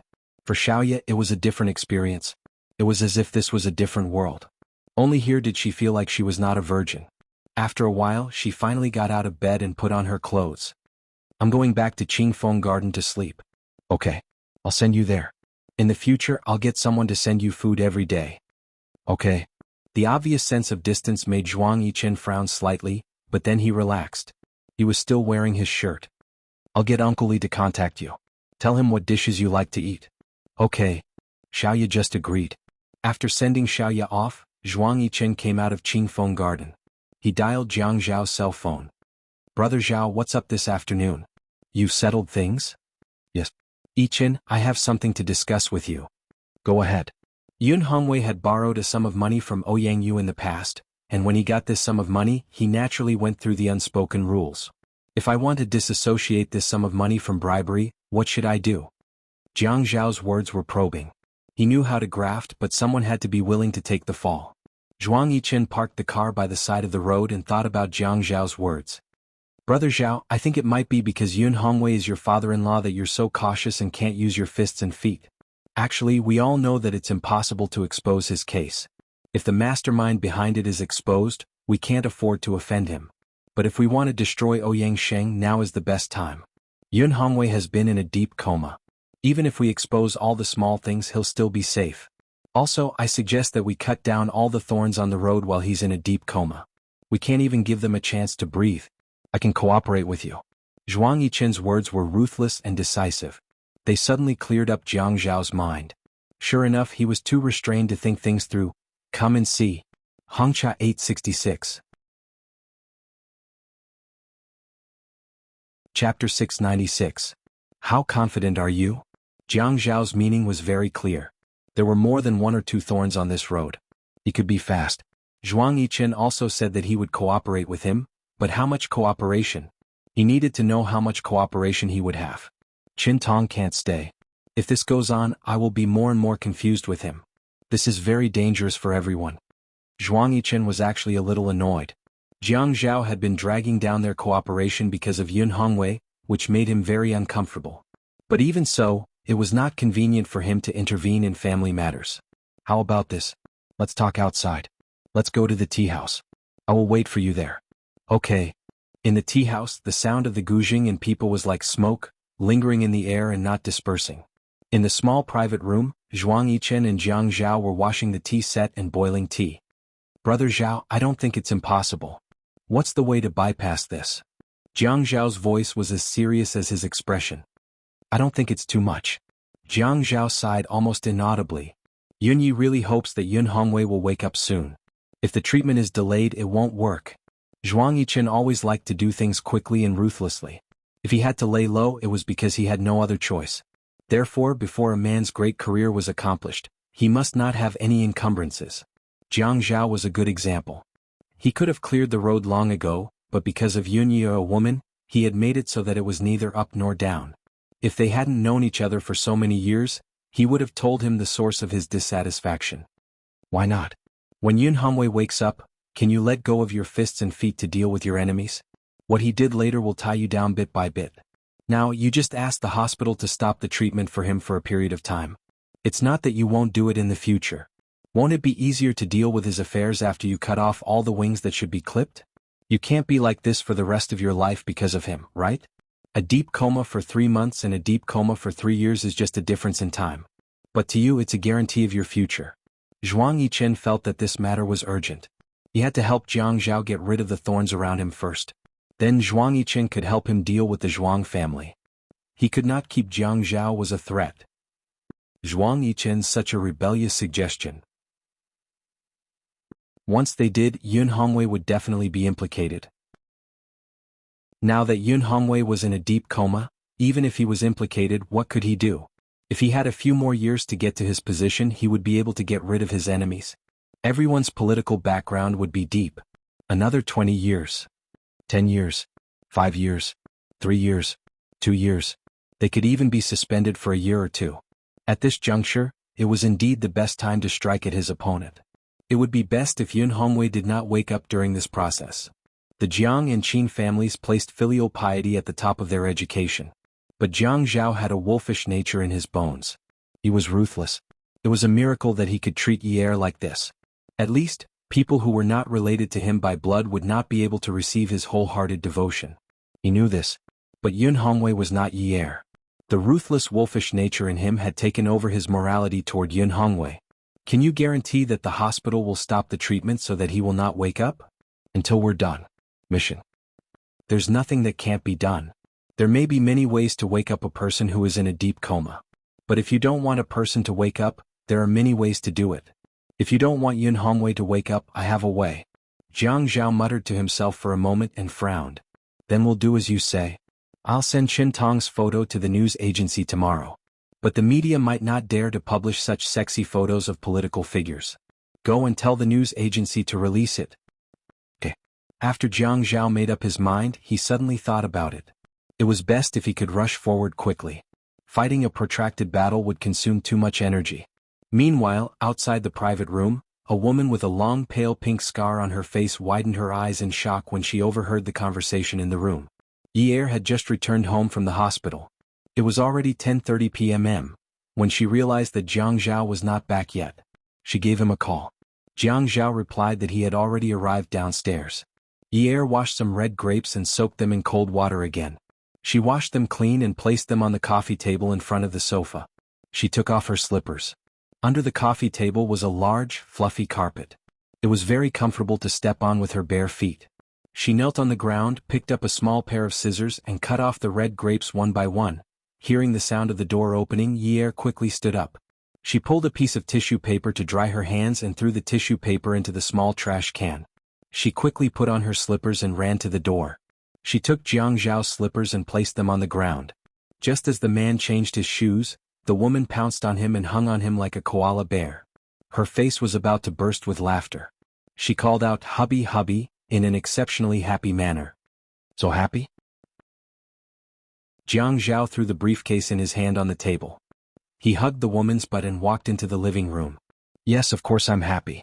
How can I not be happy when I see my hubby coming home from outside every day, healthy, handsome, and beautiful?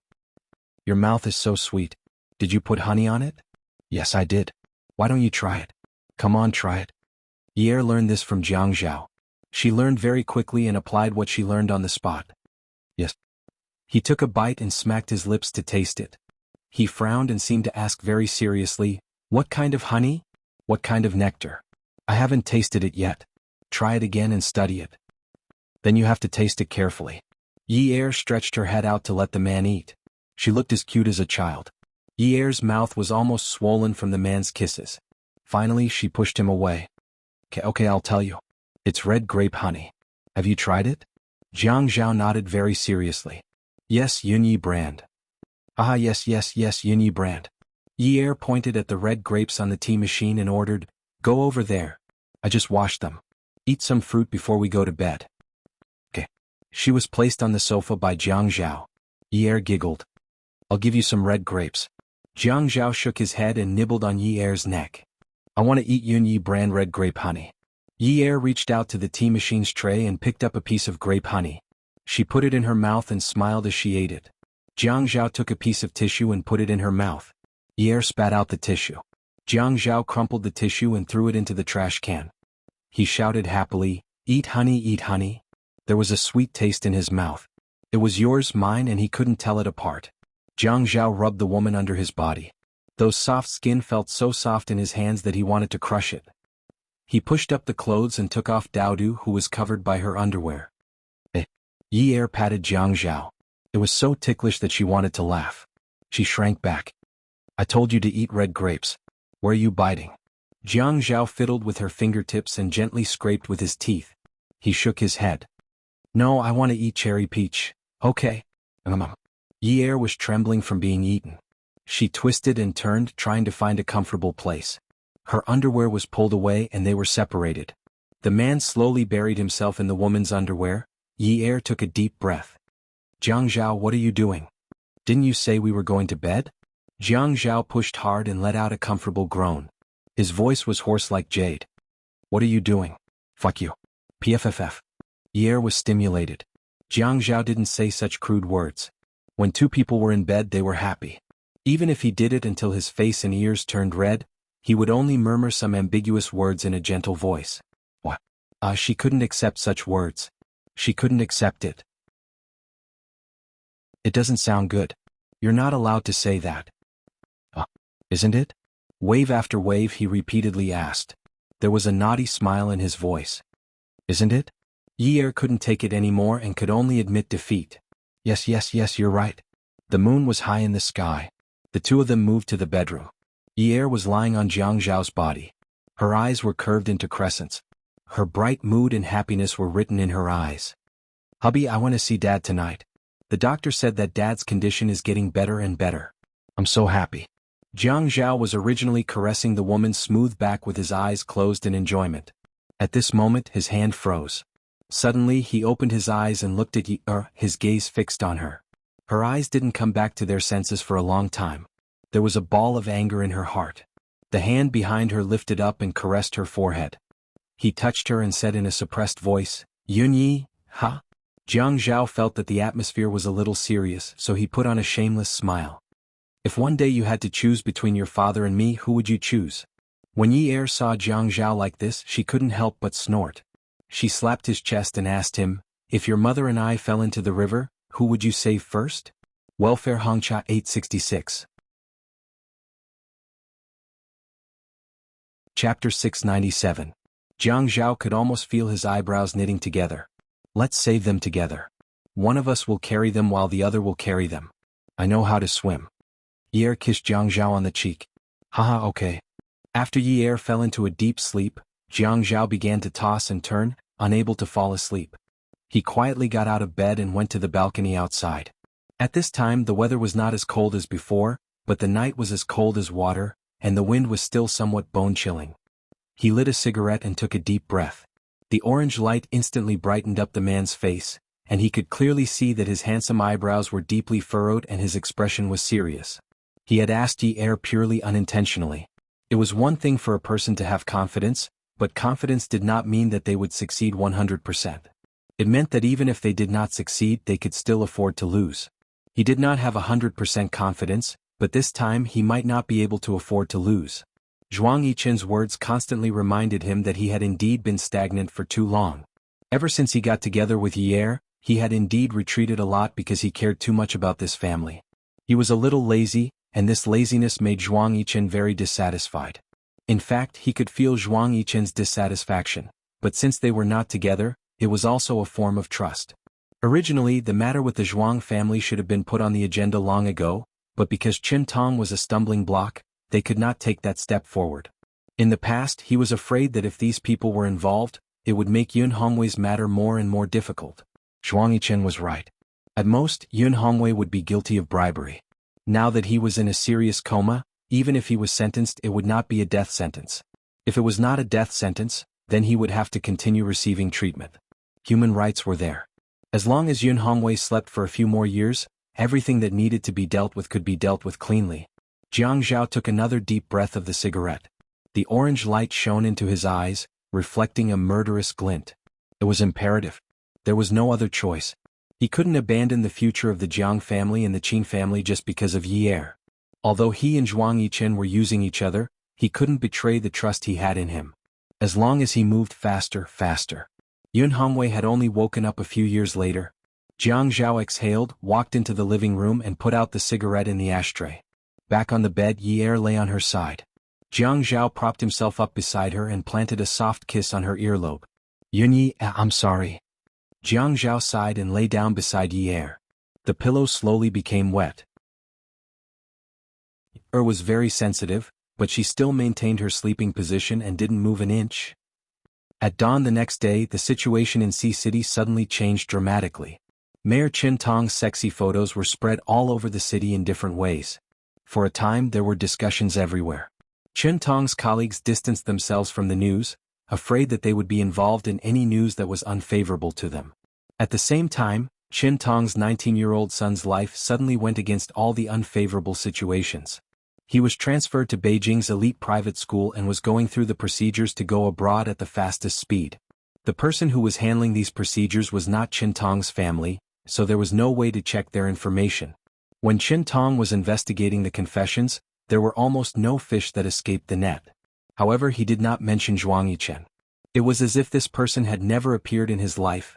Min Hongxing was suspected of bribery and was under investigation. Ouyang Xing was suspected of bribery and insider trading, and was under investigation. Ouyang Yu was suspected of bribery, illegal loans, and using his power to seek personal benefits, and was under investigation. Zhuang Jingren was suspected of bribery and money laundering, and was under investigation. Yun Hongwei was suspected of bribery, but because he was in a long-term coma, he relied on a large number of instruments and expensive drugs to sustain his meager life. The evidence was proven, and the investigation could not be carried out. He continued to be released on bail for medical treatment. Suddenly, the political situation in Sea City was reversed. The position of mayor was suddenly empty. Zhuang Yichen held a clear and bright crystal glass. The amber liquid swirled in his hand, and he seemed to be very happy. In the private room of the peerless beauty Zhao Jun, the sound of glasses clinking against each other was like a stirring concert. The two people who raised their glasses smiled and drank happily. The two of them stood facing each other at the side of the princess bar. "Brother Zhao, you should have done this long ago." "I was right." Jiang Zhao touched Zhuang Yichen's glass. At this moment, his mood was as relaxed as Zhuang Yichen's. "Yes, that's right. After getting rid of Qin Tong, I feel much better. I suddenly feel that my hands and feet are free. This feeling is really good." Zhuang Yichen raised his glass and drank a mouthful of wine. In fact, in front of Jiang Zhao, he still smiled a lot, especially when he was teasing or ridiculing. When he smiled, it was as if pear blossoms had bloomed overnight. He raised his eyebrows slightly. "If you didn't know Yun Yi, how could Qin Tong be so carefree now? That's why the ancients say that beauty is a source of calamity." "Ah." Jiang Zhao just smiled and ignored Zhuang Yichen's disrespectful words about Yi Er. Anyway, what he said was the truth. It was fine to admit it. Even if a beauty was a source of calamity, she had to have the ability to be able to harm Jiang Zhao. It was also Yi Er's ability. Jiang Zhao thought so in his heart. "Haha, you're right. But Yun Yi has her good points. It doesn't matter if she's a little slow." Zhuang Yichen looked at Jiang Zhao and asked curiously, "Is marriage so good?" "Marriage has its good points. It's stable." "Do men think so too?" Zhuang Yichen always thought that only women would think this way. It should be people who yearn for a complete family. They all feel this way. I've always yearned for a complete family, so marriage makes me feel very stable. In fact, Jiang Zhao never shared his thoughts and experiences with Zhuang Yichen. It would be very pretentious for men to say these things. However, Zhuang Yichen's eyes were too serious as he waited for his answer. To repay his sincerity, he still said it. Zhuang Yichen listened more and more seriously. Suddenly, he shook his head and pointed at Jiang Zhao with his index finger. "Marriage is a tie. I concluded it from you. You concluded it indiscriminately. When you were in school, you got a 0. Zhuang Yichen said disdainfully, "I don't need high marks for exams. Those who get full marks on the paper are crazy." Jiang Zhao raised his eyebrows proudly. "Are you talking about me?" Zhuang Yichen laughed out loud. "Yes, you've always been sick in the head. Thank you for letting me win." "Ah." Jiang Zhao laughed impudently. "But let me tell you, my grades in primary school were very bad, so when my brain was building the foundation, it didn't have any illness. Even if I got sick later, it could be cured. As long as I wasn't born sick, it wasn't a serious illness." "Haha." "Ah." The two of them drank and chatted happily. It had been a long time since they were so proud. Jiang Zhao let out a long sigh and returned to the topic. "What do you plan to do with Qin Tong's son? I'm afraid that this line will take a long time and will be troublesome." Zhuang Yichen leaned against the bar counter and put his elbows on the counter. He shrugged. "Of course I'll take good care of him. I know that it will be troublesome. But Qin Tong is very cunning. It's inevitable that he will go back on his words and bite me. I have to leave him a way out. You were right when you reminded me. He can ignore his wife, but his son is his lifeblood. He won't ignore him. With this chess piece in my hand, I'll use both the carrot and the stick. As long as Qin Tong dares to drag me down, his son will suffer. He's very smart. He won't do that." Jiang Zhao was standing beside Zhuang Yichen. He raised his elbow and nudged him. "Good fellow, will you do the same thing behind my back?" Zhuang Yichen raised his chin and pretended to look at Jiang Zhao contemptuously. He snorted. "You have to be careful. Don't make a move behind my back. Otherwise, I'll have a lot of things to use against you." Jiang Zhao couldn't help but laugh. "Of course, when I'm at my wit's end, I'll immediately pull you out and perish together with me. You have to be careful and protect me well. This is for your own sake. If we weren't brothers, I wouldn't have told you this secret, huh? God. How did I find an ally like you? You're a bomb now. Zhuang Yichen seemed to be annoyed as he finished speaking. He smiled and poured Jiang Zhao and himself with a bottle of wine. Then he knocked the wine glasses against each other. Cheers. For treating each other with sincerity and for dying together in the future. After Jiang Zhao's glass was knocked, he raised it. Cheers. For the sake of cutting off all means of retreat, for the sake of the possibility of being blown to pieces at any time in the future. The friendship between men, be it interests, morality, or an inexplicable mutual admiration and recognition, in short, not everyone could bear the title of brother. Jiang Zhao returned to the building. Li Ran seemed to be having a headache. His face was filled with wrinkles. What's wrong? Why are you so tired during working hours? Li Ran held his forehead. Boss, you are going to be the substitute mayor. It's hard on me. Oh. Jiang Zhao felt that it was quite interesting to meet a blockhead like Li Ran. Back then he had fired Lu Cheng and wanted to find someone more honest. The old director of the Public Security Bureau had recommended Li Ran, saying that he knew his place. Moreover, great wisdom begets fools. If Li Ran's foolishness was real, Jiang Zhao really couldn't tell. If Dong Xuebing becomes the acting mayor, he will be the acting mayor in the future. The position of the acting mayor will also be different. Li Ran said with a bitter face. They keep calling you to invite you out for meals and social events. I told them that your schedule is full, but they feel that I am your secretary and you are related to each other. They insist on inviting me out. I told them that I am a clean secretary, but they don't believe me. Sigh. Don't they know that my ass is not a horse's ass but a cow's ass? Jiang Zhao chuckled but patted Li Ran's shoulder and said earnestly, then use your cow but as a horse's butt. Li Ran looked at Jiang Zhao speechlessly, feeling even more distressed. Beauty novel Xinwu 799. Chapter 698. Boss, what should I do in the future? Li Ran asked. Tell them that a document has been issued from the top recently. Fight corruption and promote integrity. Tell them to work overtime every day and don't have time to socialize. They will be stupid if they don't understand this hint. Jiang Zhao said and returned to his seat. Li Ran suddenly laughed. Boss, how come you are so smart? Why didn't I think of this? I will know how to reject them in the future. But you still have to entertain others. You can't reject everyone. You should learn from them. Jiang Zhao opened his pen and looked at Li Ran. Li Ran, you are only a few years younger than me. Don't use honorifics in the future. Just use it in public. If not, you will not be used to it. Li Ran scratched her head. Okay. I will remember it. After Li Ran left the office, Jiang Zhao understood what the old bureau chief said about Li Ran. The so-called great wisdom attracts the foolish, was because some people were hiding their intelligence. They were trying to test their limits step by step. Everyone knew that the position of the mayor's secretary was very important. Getting the mayor's secretary to do public relations was also a very basic method. Li Ran's cleverness lay in the fact that he didn't know Jiang Zhao's bottom line. He kept the most basic probing and in the process of probing he grasped his own limits. Other people are round on the outside but square on the inside. But Li Ran is round on the outside but square on the inside? Jiang Zhao felt he is interested in this person. He does not want another Lu Cheng to appear. To him, loyalty is more important than anything else. Yi Er went to the hospital more often because the doctor said Yun Hongwei has a high chance of waking up. But there was no progress recently. Yi Er was very anxious. Every time she went to the main doctor and assistant doctor, the same answer would be given. There is no standard data on when the patient will wake up. Most of the time, the patient's symptoms will recur. Furthermore, the patient's heart condition is very serious. So, it is normal for him to not wake up. Yi Er felt the whole process is torturous. Half a month ago, she felt the sun had started to warm up. But now it is April and the weather is still not warm. She felt the cold wind from time to time. Looking at her father lying on the hospital bed, the burden in her heart became heavier and heavier. If her father was already 70 years old, she wouldn't have anything to say. Birth, old age, sickness, and death were things that no one could escape since ancient times. She wouldn't be so stubborn.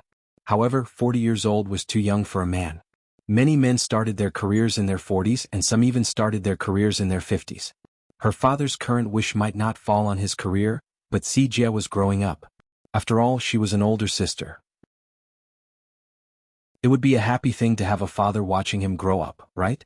She had suffered too much at home, so she didn't like Sijie's precociousness. Children who matured too early were not cute. They were really not cute. They would always make people feel pity for them. Sijie was like that. She felt that Sijie was very pitiful. Doctor, although there is no hard data to prove that my father can wake up, at the very least, the situation should be developing in a good direction, right? Why do I feel like something's not right? The doctor looked at Yi'er. With his hands in his white coat, he said, Mrs. Jiang, for such a critically ill patient, many things are actually normal. Some things will suddenly get worse when they suddenly get better. Actually, I feel like it's good to maintain the same level as it is now. At least it hasn't gotten worse. Yi'er didn't understand professional things, and the doctor's words were very official.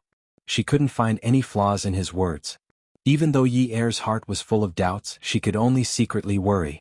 She thought back to what Jiang Zhao had asked her that night. If she had to choose between him and her father, who would she choose? She only asked him back and didn't answer. Later, when he said sorry, she heard it clearly. She didn't know why he wanted to apologize to her, but his tone was too sincere and moving.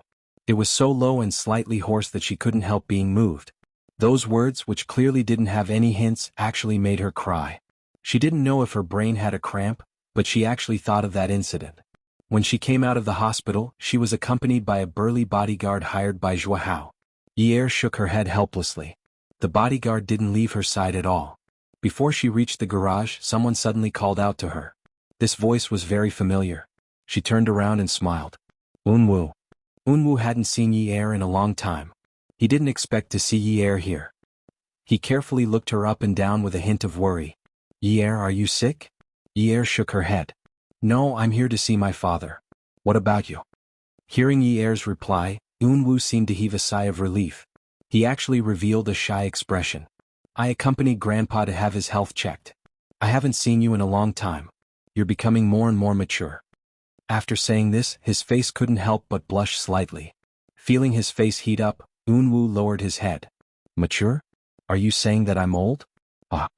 Yi'er was a little happy to see Unwu, but she remembered what Jiang Zhao had said to her before. Jiang Zhao didn't like Unwu, and he didn't like her interacting with Unwu even more. Did all women have to lose their friends of the opposite sex when they got married? Even though she was a little reluctant, she still said to Unwu, Unwu, I have to go back early. Say hello to Grandpa Shi for me. I'll visit him another day. Unwu was stunned. His hands at his sides opened and closed, but he finally nodded. Okay. After Yi'er turned around, Unwu caught up with her after a few steps. He wanted to reach out to pull her, but in the end he put his hand down and called out to her. When she turned around, he asked, Yi'er, is Zhao good to you? Yi'er looked at Unwu. Looking at his clear eyes, she felt as if a flower had bloomed in her heart. In the end, her eyes curved into a sweet crescent moon. Him? He's very good to me. Unwu was momentarily stunned. He hummed softly like a mosquito and smiled. You should go back early. I'll meet you guys for dinner another day. Okay. He looked at Yi'er's back as she walked further and further away. Her hair was tied back in a ponytail. When he first met her, it was dyed, but now it was mostly black. The yellow at the bottom was almost cut. Just now she was in front of him. In this season she was wearing a small white shirt and a thin cardigan. The color was the blue of the sky. The white around her chest and collar were exposed outside the blue cardigan. It was like a white cloud floating in the azure sky. That back was getting further and further away. Brother, are you crying? And then handed him a handkerchief. Her voice was soft as she did not dare to disturb Unwu. Unwu took the handkerchief and turned around. I'm fine. Was fine. She said that she was very good. The word good came from her eyes. She did not have the sorrow she had when she was lying in the grass. She had her own happiness. He was just a passerby in her life. An insignificant passerby. Luckily he was just a passerby. Luckily. And then followed Unwu into the hospital. Ouyang Yen was sitting in Yi'er's office. When he saw that Yi'er had returned, he stood up. The bodyguard's face darkened. Ouyang Yen gave him a friendly smile, but his words were a little sarcastic. Mrs. Jiang, I didn't expect you to hire a bodyguard now that you're a big shot. Jiang Zhao really treats you differently. Yi'er shook his head at the bodyguard, indicating that there was no need for him to chase her away. He walked past Ouyang Yen, raised his chin, and glanced at her contemptuously. Then he walked back to his desk. Thank you. It's not appropriate to talk about the love between husband and wife, but you insisted on helping me analyze it like this. I feel quite comfortable listening to it. The corner of Ouyang Yan's mouth twitched. Let me tell you. Don't think I don't know Jiang Zhao is behind this. If he is unhappy he can come at me. Why did he have to harm my grandfather and uncle? Never cared about Jiang Zhao's work, and Jiang Zhao would not tell her the details of his work when he went home. However, the political situation in High City had changed so much that every family knew about it. Although Jiang Zhao did not take the initiative to admit that he was behind the Ouyang family's incident, Jiang Zhao had said that it would be a tough battle. He had to go all out to bring down his opponent, and this opponent must be Qin Tong. She did not know about other political matters, but she knew that Qin Tong was the mayor, and Jiang Zhao was the deputy mayor. Qin Tong had always been at odds with Jiang Zhao. It was not easy for Jiang Zhao to enter the standing committee. After Qin Tong fell and Jiang Zhao took over, he could successfully enter the standing committee. When Qin Tong fell, many big families would be implicated. The family Ouyang was the first to bear the brunt. They deserved it. But no one would be stupid enough to talk about the political infighting. Wasn't Ouyang Yan in the examination institute? Why did he come to question her? Ye did not even raise her head. The TV program was already in full swing. She had to make arrangements for the people in the dance studio. She buried her head in the list and said calmly, "You can eat whatever you want, but you can't say whatever you want. Moreover, don't you know that the Jiang and Qin families are male chauvinistic rich families? As the daughter-in-law of this family, I don't dare to talk nonsense like you. Don't blame me for not reminding you. Some things you say will be criminally liable. You don't have any evidence and yet you are talking nonsense here. I can sue you for slander." Ouyang Yin wanted to get close to Ye's table, but she was stopped by the bodyguards. She could only yell in a ladylike manner across the table. "Slander? A vixen like you dares to sue me for slander? If it weren't for you, would our family Ouyang become like this?" Ye did not back down. She raised her head and calmly looked into the eyes of the manic Ouyang Yan. She sneered. "Why don't you say that if it weren't for you, would your family Ouyang become like this?" Beauty novel Hongcha 866. Chapter 699. Ouyang Yin had long realized that all the changes had something to do with Jiang Zhao, and Jiang Zhao's actions were entirely because he was still brooding over the previous incident.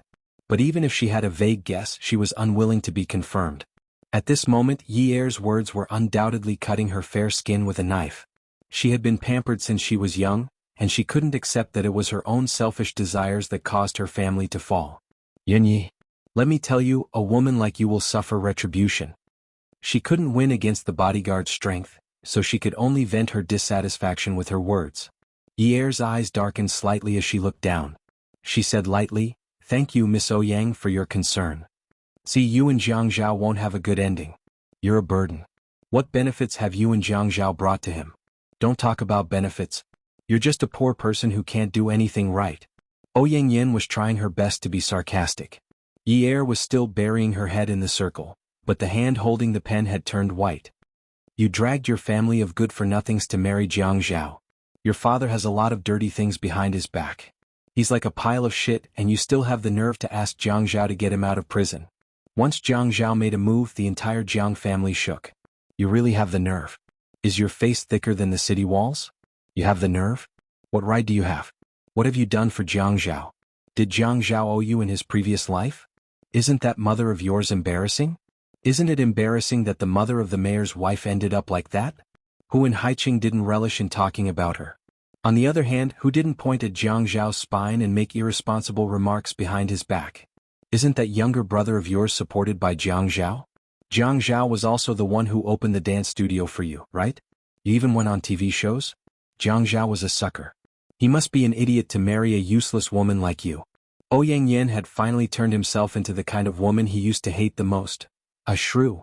Ye could hear the Ouyang Yan's roars echoing in her ears. She couldn't hear what he was saying as her ears were buzzing. When she looked up, she saw the Ouyang Yan's face was distorted and he was shouting something at her, but she couldn't hear anything.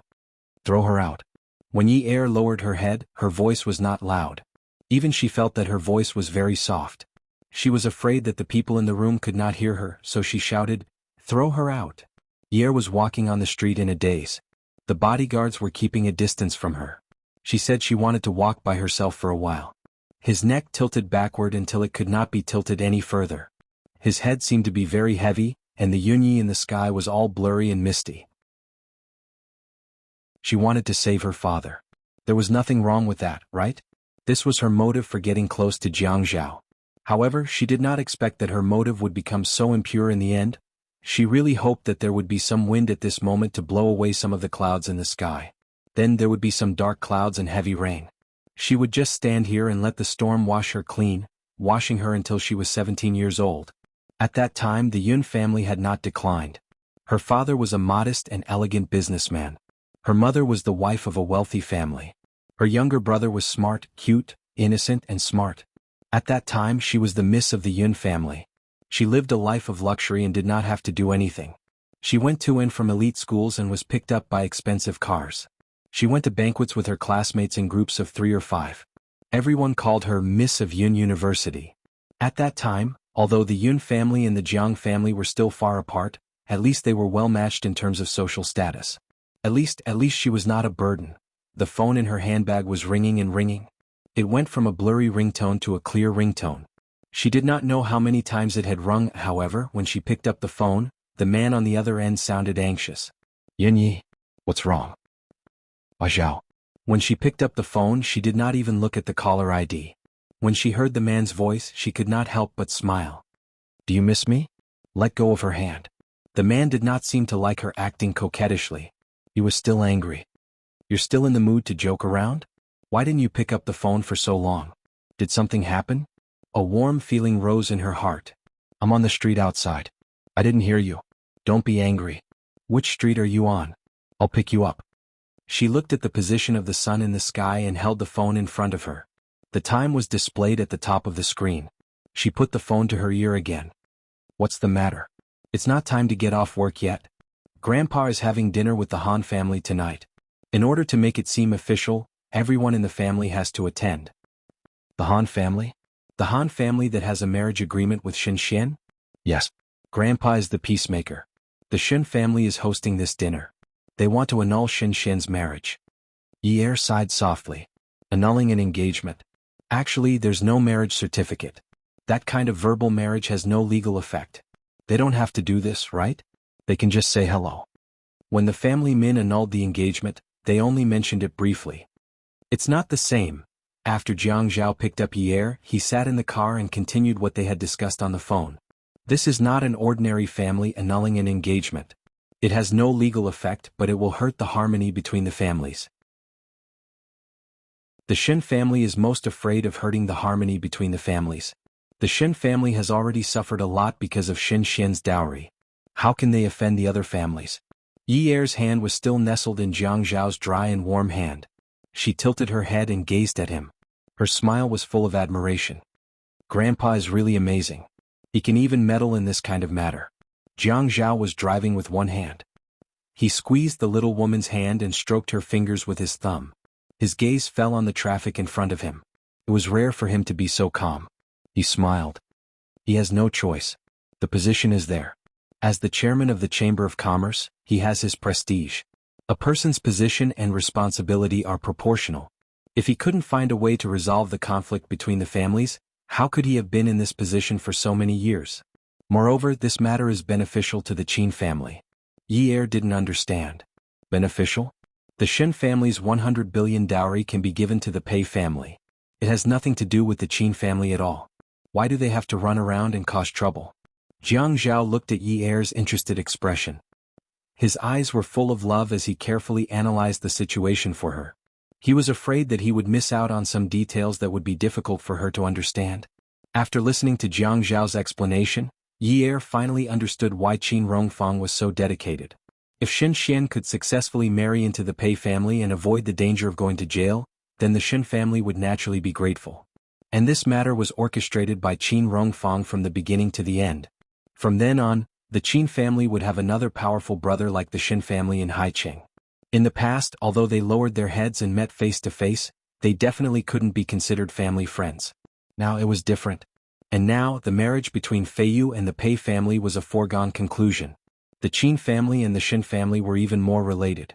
In Haicheng, the Han family was indeed not to be underestimated. However, the Pei family in the south was the real prestigious family. It was natural that they wouldn't help the Han family because Xin Xian's chess game was already set. She could either marry into a vegetative state and accept punishment to atone for her sins or go to jail. There was no choice. Even if the Xin family was unwilling, they couldn't compete with the Pei family's power. After all, the incident happened in City Ji and not Haicheng. There was no room for negotiation. The chess game was already set. The Qin family was just doing a favor. Why would they bother to do something that was strenuous and unrewarding? The dinner that night didn't become friendly because of Qin Rongfang's prestige. Instead, the smell of gunpowder was quite strong. This gunpowder wasn't from the Xin family, but from the Han family. In the super luxurious room of Haiyu restaurant, the oxygen in the air was getting thinner and thinner. There were 2 tables. The elders and the parents, as well as the main cause of the incident, sat at one table. The juniors, like the grandchildren, sat at the other table.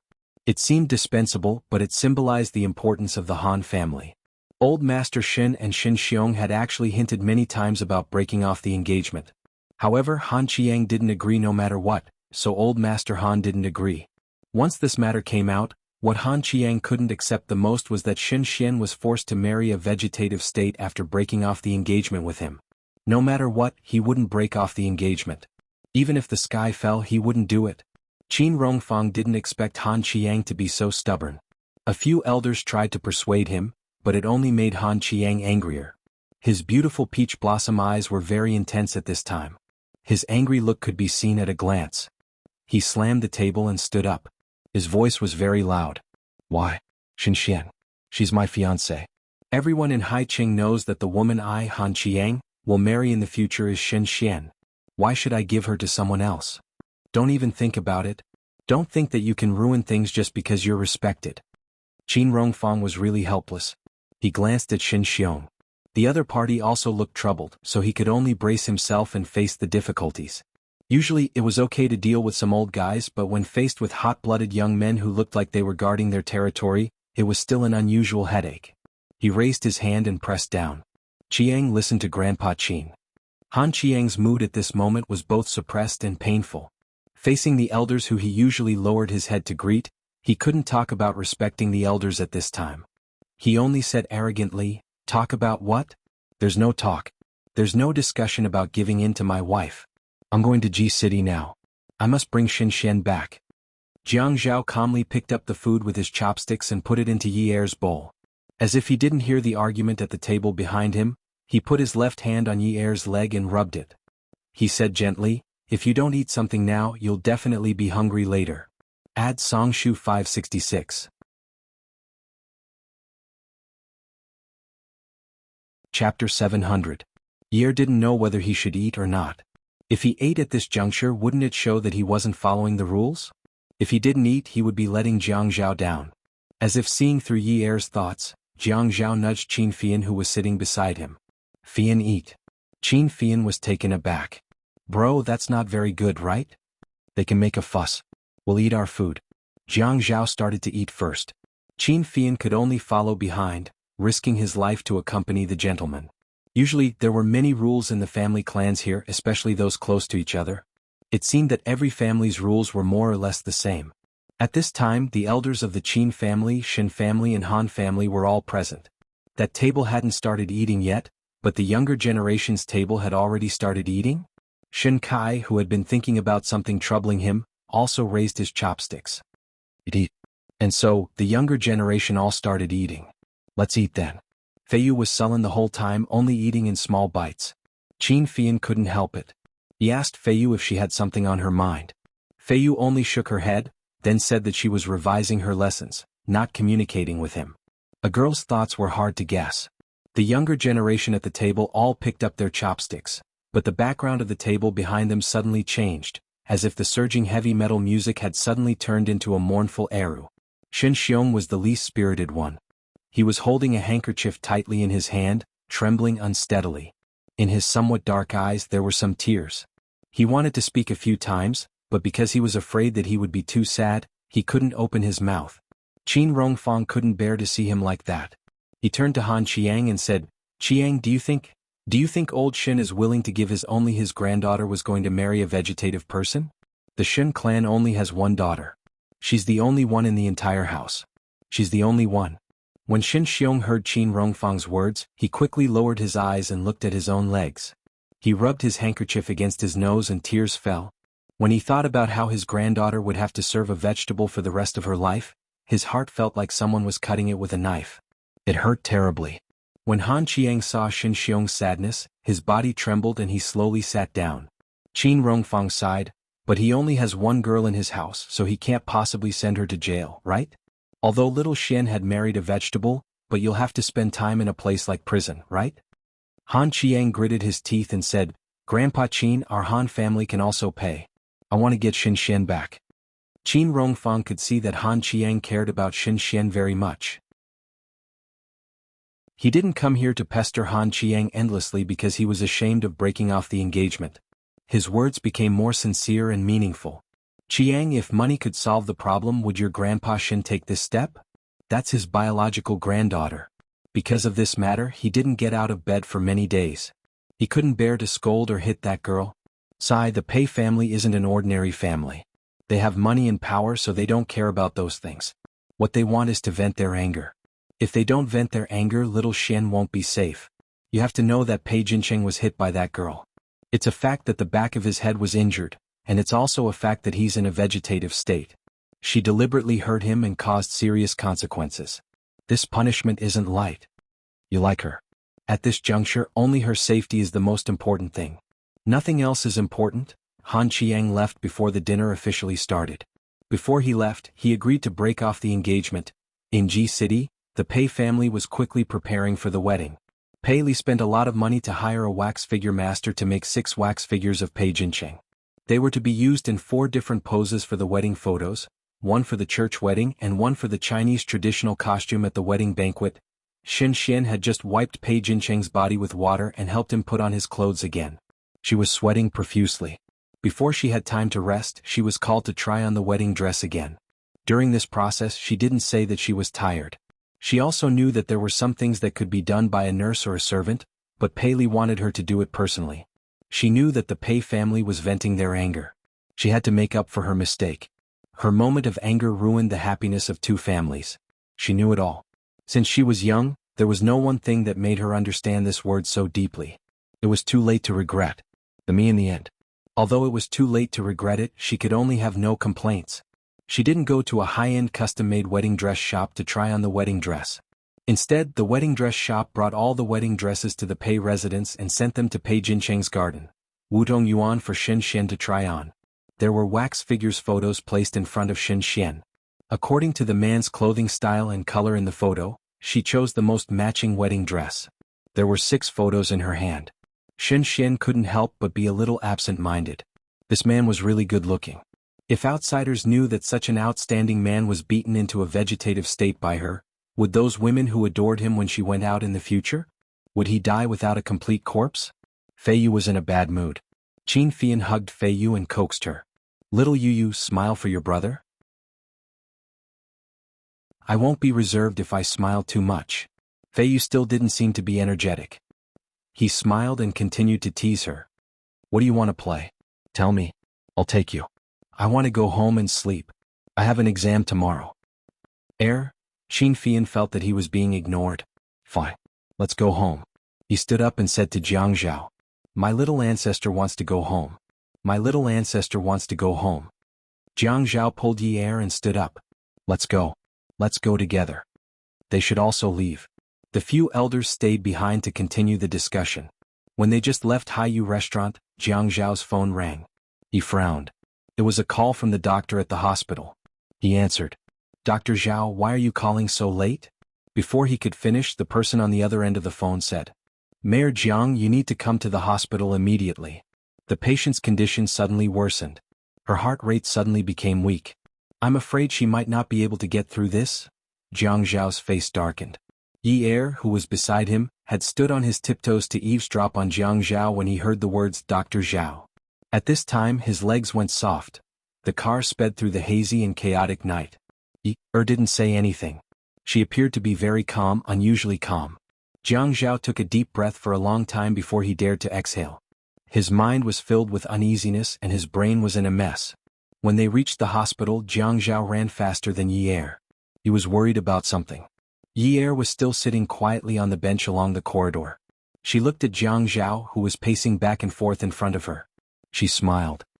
Zhao, sit down for a while. It's okay. Don't worry. When Jiang Zhao saw Yi Er's smile, he felt a sharp pain in his heart. He did not know why Yi Er's smile was like a poisoned arrow. Her face was pale and her lips were drained of color. Her hands were gripping the sides of the seat so tightly that it felt like she was going to break the seat. Her hair was a little loose and it looked like she was really hurt. But she was smiling at him as though she was comforting him. It was just like in the past when she had to please him even though she was hurt. Jiang Zhao felt like something was wrong. That strange feeling rose and fell in his chest like a huge wave crashing against his heart. The wind suddenly blew and the waves crashed against him. He was in so much pain that his willpower almost couldn't withstand the huge impact. Yunyi, Jiang Zhao pulled up his trousers and squatted down in front of Yi Er. He called out in a low and hoarse voice. He pried her hands off the sides of the seat and held them in his palms. Yunyi, don't be like this. Zhao, what's wrong? I'm telling you not to worry. My father will be fine. Yi Er's eyes were curved.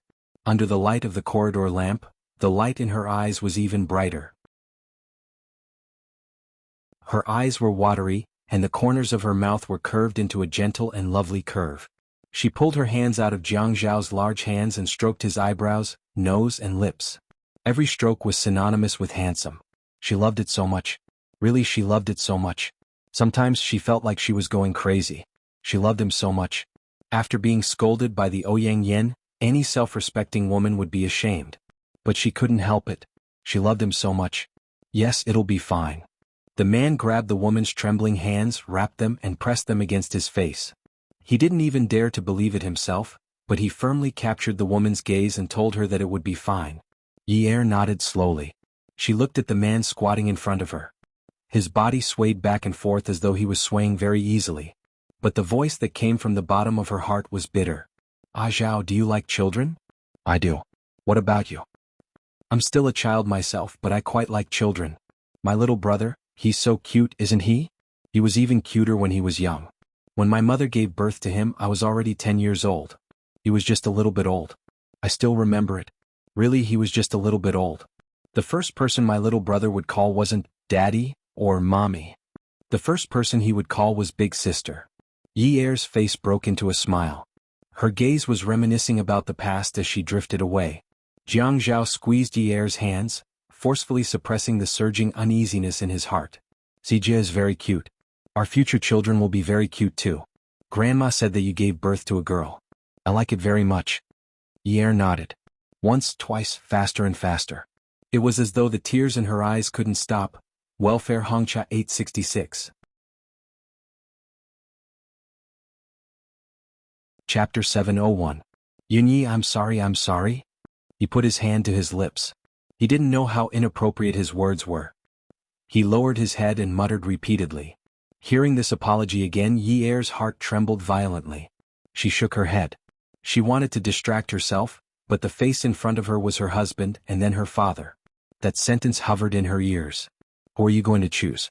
Who are you going to choose? Seeing the obvious self-blame in his eyes, who are you going to choose? Thinking of her father struggling on the verge of death, who are you going to choose? Sigh, I'm sorry. In the past he would still discuss her father's case with her. Sometimes, even if she didn't mention it, he would still say something to comfort her. But this time, when Qin Tong fell from the horse, he almost didn't tell her the whole story. He had been calmly handling his affairs without any scruples. Without the scruples he had in the past, he was a merciless chess player. It was as if her father had never been a chess piece in this game. His methods were ruthless and decisive, and his speed was shocking. He almost didn't give Qin Tong any chance to counterattack. Every move was fatal. Everyone fell except for her father. He had always been calm and collected. He would block soldiers with arms and water with an earth weir. It turned out that she was so sensitive. She was so sensitive that she could guess his thoughts with just a sentence and a sigh. Yi Er lowered her head. She wanted to sleep.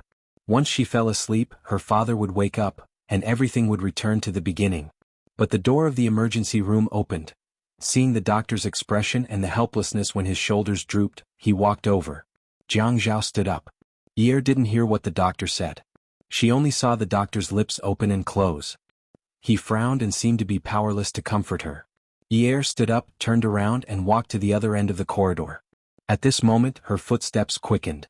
She heard the sound of the waves. Actually, she wanted to go to Hawaii for her honeymoon. She just liked the name. She had been to many places before, but she had never been to other places with Jiang Zhao.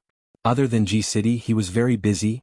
There was also the sound of the spatula stirring in the wok as the vegetables were poured into the wok. She could calmly cover the lid of the wok or wait for the flame to extinguish by itself before continuing to stir-fry. The sound of the stainless steel and the iron smashing against each other was filled with happy notes. Jiang Zhao loved to eat the dishes she cooked and said that she was a great chef.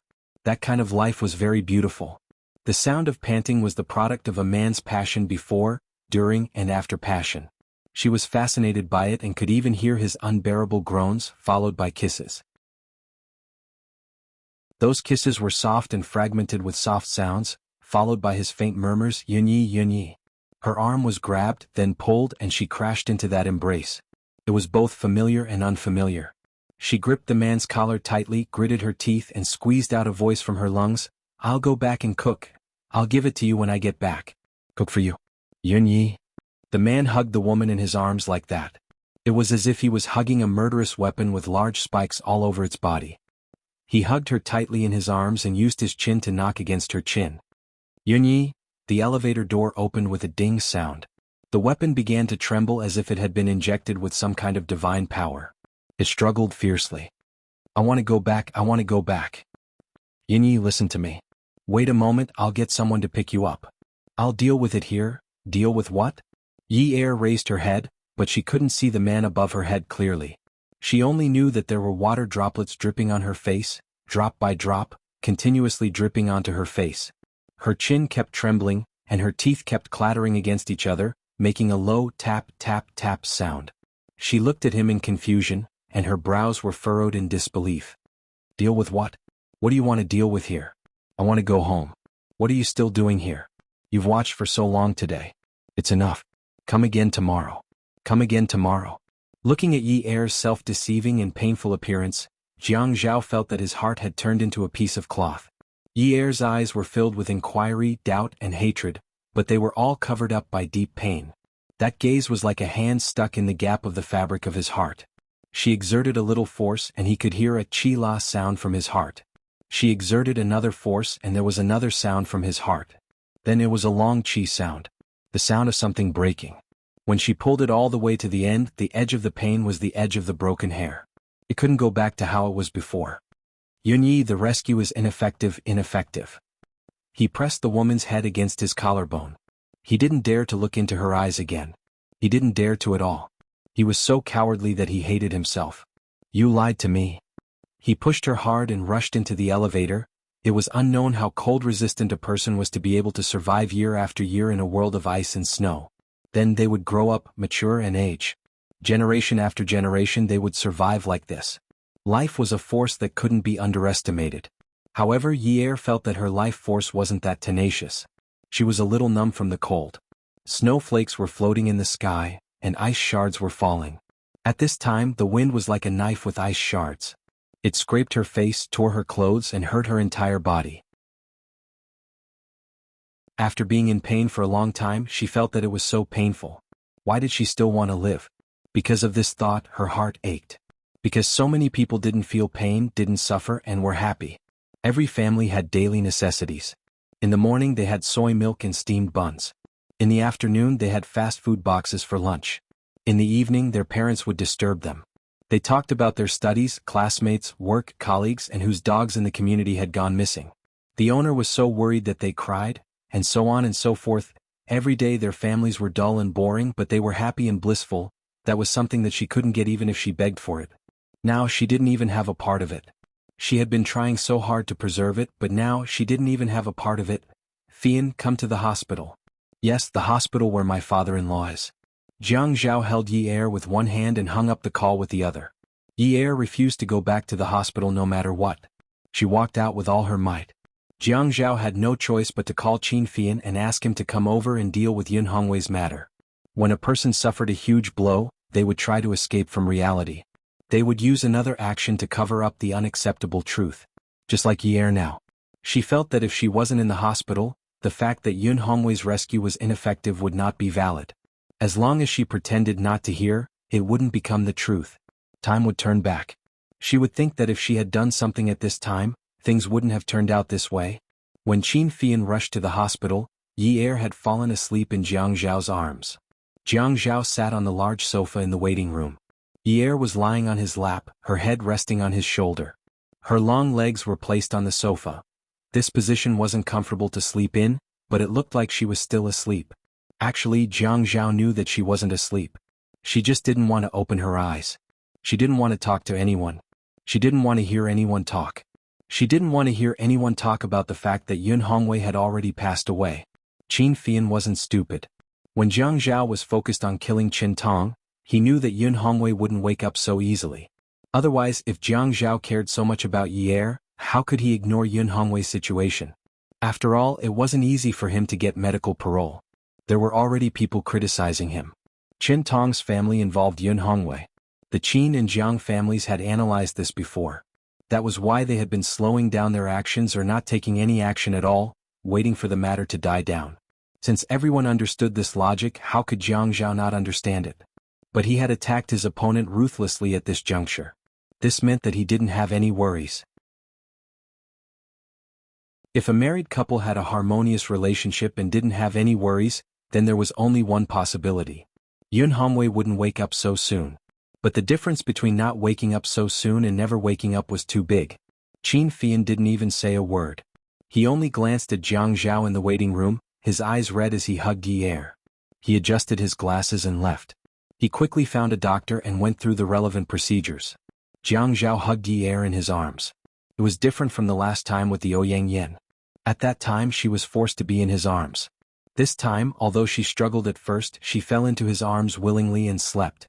Although he could see her eyes moving from time to time under her eyelids and the tears at the corners of her eyes never dried, she didn't struggle again. But even though she was quiet, he could still feel the aggressive nails all over her body. Yun Yi. The cuffs of his sleeves gently rubbed the corners of her eyes. Yi Er closed her eyes. After hearing this, the corners of her mouth moved slightly. She moved in the man's arms and leaned in. It seemed that she didn't find the right position, so she simply shrank down and rested her head on the man's lap. Her body curled up and her face buried in his stomach. She sobbed and choked. I'm a cloud. I float here and there. I don't have a fixed place. I'm just a cloud. Now I feel that my surname is Yun. It's so sad. Her low voice was just like her words. It was so sad. In an instant, the cloud started to rain, wetting the man's clothes. Jiang Zhao didn't know how to catch this cloud. Betrayal could be corrected, forgiven, and found evidence to clear his name. But what about the revenge of killing his father? He held her hand and didn't dare to let go for a moment. The pain continued to spread. He tilted his head and looked out the window. It was already night time and there were no clouds in sight. It seemed that there was no hope left. The man's voice was hoarse as if he was complaining. Yun Yi, you're a cloud, but in my sky you're the only cloud. Attention Xingwu 799.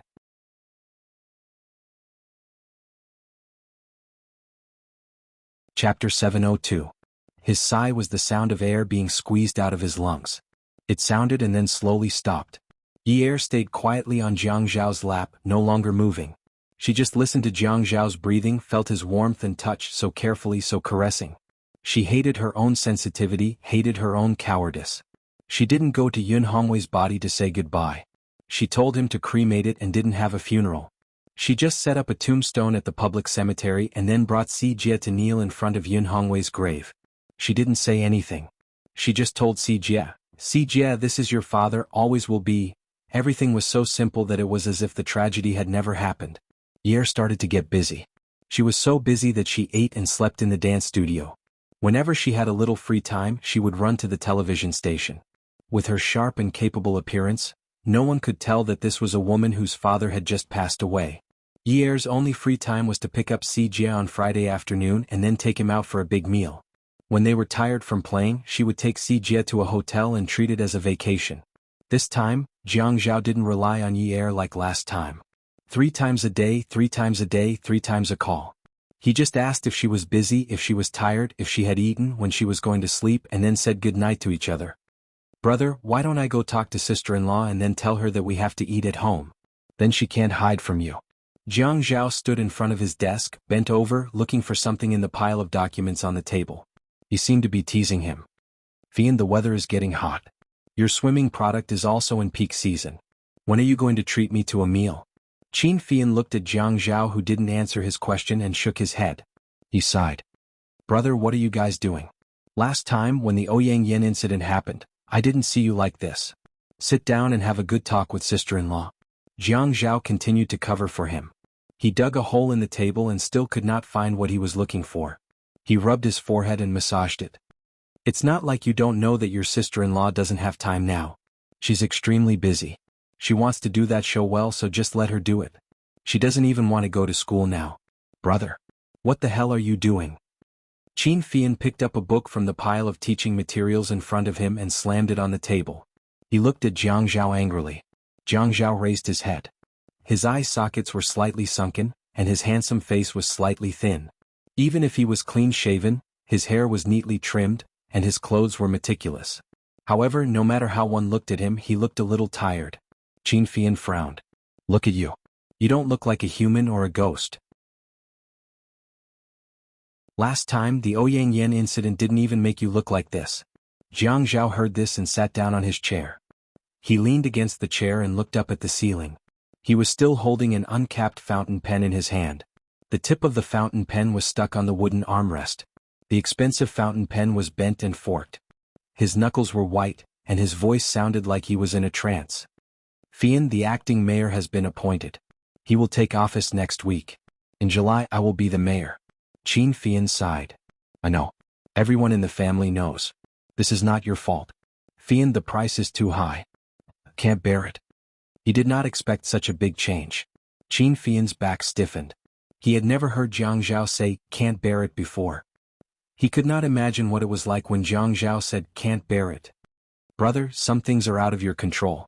It's useless to blame yourself. Also, you have been trying your best. Sister-in-law can understand. Jiang Zhao smiled. His smile was dry and stiff. He was still looking at the ceiling as if he was very tired. How can I understand? What if it was you? Can you understand? She's like this now. What can I say to her? Don't you understand that if I talk to her, it will be a divorce? Actually, she knows everything. But she just doesn't want to verify it with me. She just doesn't want to break this piece of paper. She has been deceiving herself. She is suffering more than anyone else. Do you think she is stupid? She has never been stupid. Sometimes she is like a little fox. Her heart is clear. Ichen asked me to invite you to the top floor of the Garden Hotel to sunbathe and drink tea. The weather is good now. It's almost time to get off work. Let's go together. Jiang Zhao stood up. That's good too. Let's go out and sit.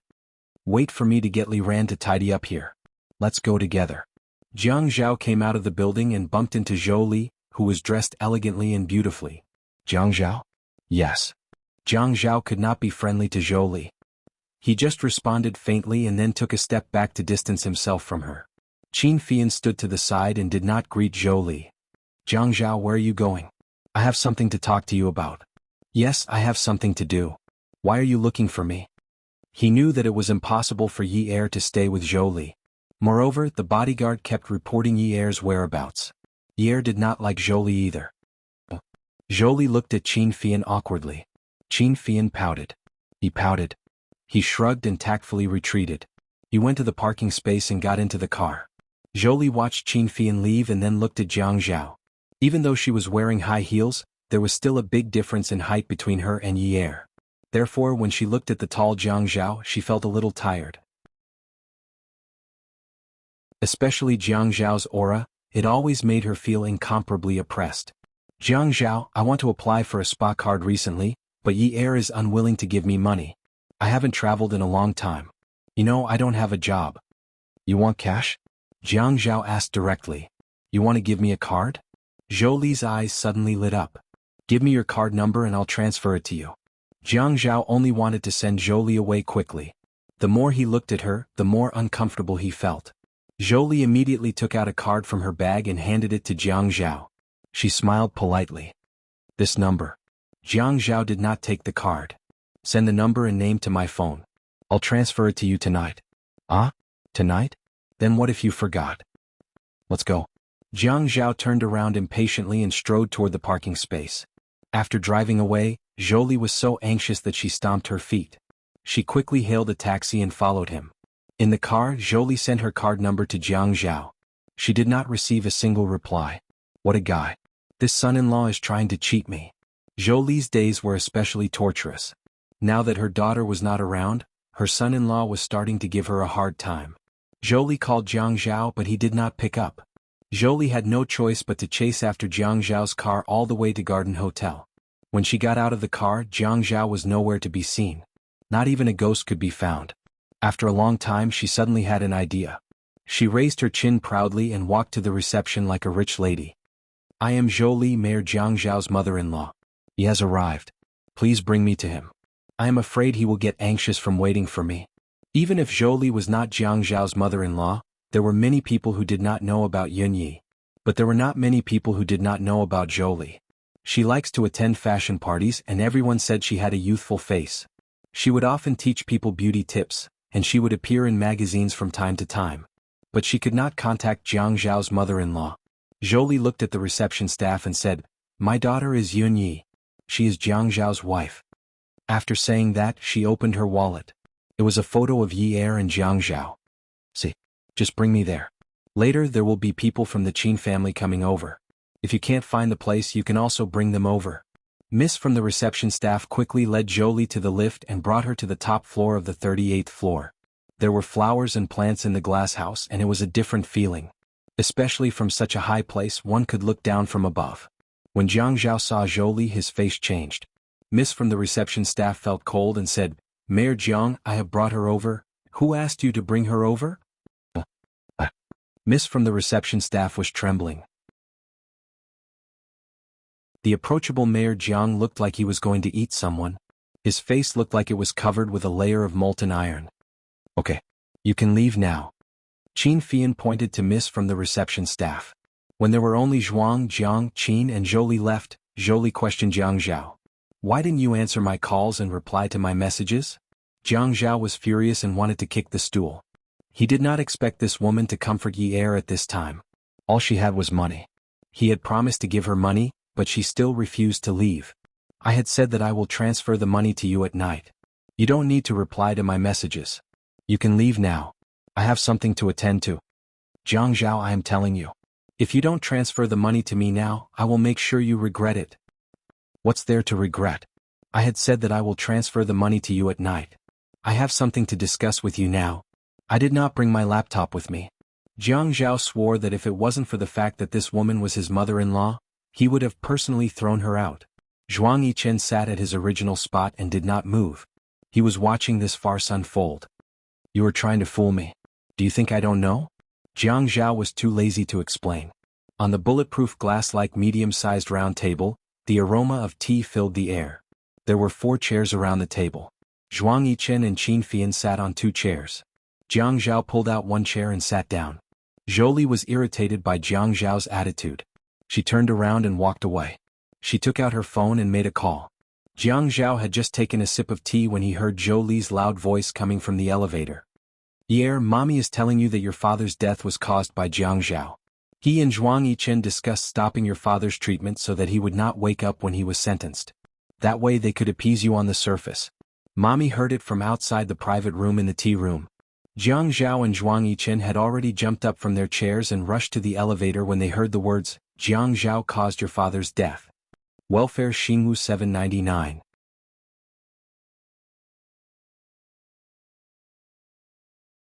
Chapter 703. Jiang Zhao was the first to grab the phone, while Zhuang Yichen viciously reached out and grabbed Jolie's neck. Jolie's eyes immediately rolled back into her head. Qin Fian anxiously tried to pry Zhuang Yichen's hand away. Yichen, calm down. This is a public place. Jiang Zhao picked up the phone and was so anxious that he was incoherent. Hello, Yunyi, listen to me. There was a dead tone on the other end of the line. He tried calling again, but the phone was turned off. Yi Er was in the rehearsal room at the TV station. She was doing spot checks and practicing with Xiaoya. At this moment, she was discussing what kind of dance should be paired with what kind of costumes, and what kind of fabric should be used to achieve the best stage effect. The 2 of them cooperated very well. Each of them had their own opinions on their own areas of expertise. Then they combined their opinions and made the final decision. Receiving Jolie's call was an accident, because Jolie only called her when she needed money. Just as she was about to pick up the phone and say that she didn't have any money, she heard this.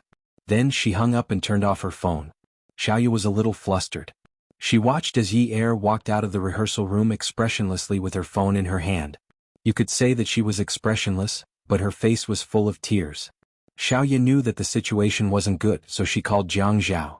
At this moment, Jiang Zhao was using his phone to call other places where Yi Er might be. Xiaoyu called Zhuang Yichen. Zhuang Yichen picked up the phone and said in a bad mood, "What's the matter? Can you find Jiang Zhao? Yi Er's situation is very bad. Where are you?" "In the rehearsal room at the TV station. She ran out of the TV station now. I have to chase after her and find Jiang Zhao. I have to get her to contact me." "Okay, then hurry up. Where's her bodyguard?" "It was the rehearsal room just now. The bodyguard isn't inside. Hurry up and tell him to follow you." "All right." Xiaoyu liked to wear high heels because she wasn't as tall as Yi Er. Wearing high heels made her look like a queen. She liked that feeling, but chasing someone in high heels didn't make sense at all. She kicked off her shoes and chased after Yi Er, who was running towards the parking lot.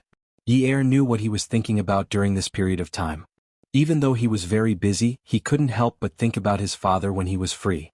There was a tacit understanding between her and Jiang Zhao, and no one was willing to break it. She vaguely knew why he was free to deal with Chen Tong during that period of time.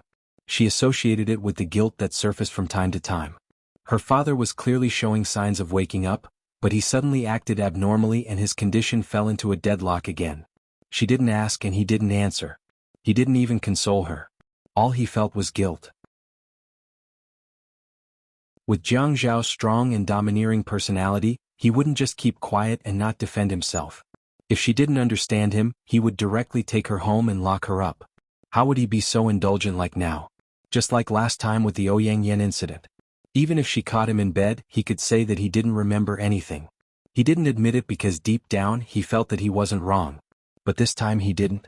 Other than guilt, there was only guilt. The tacit understanding between them was flawless. Neither of them was willing to break that layer of cruel paper. He wasn't willing and she was even more unwilling. They were both living a life of self-deception.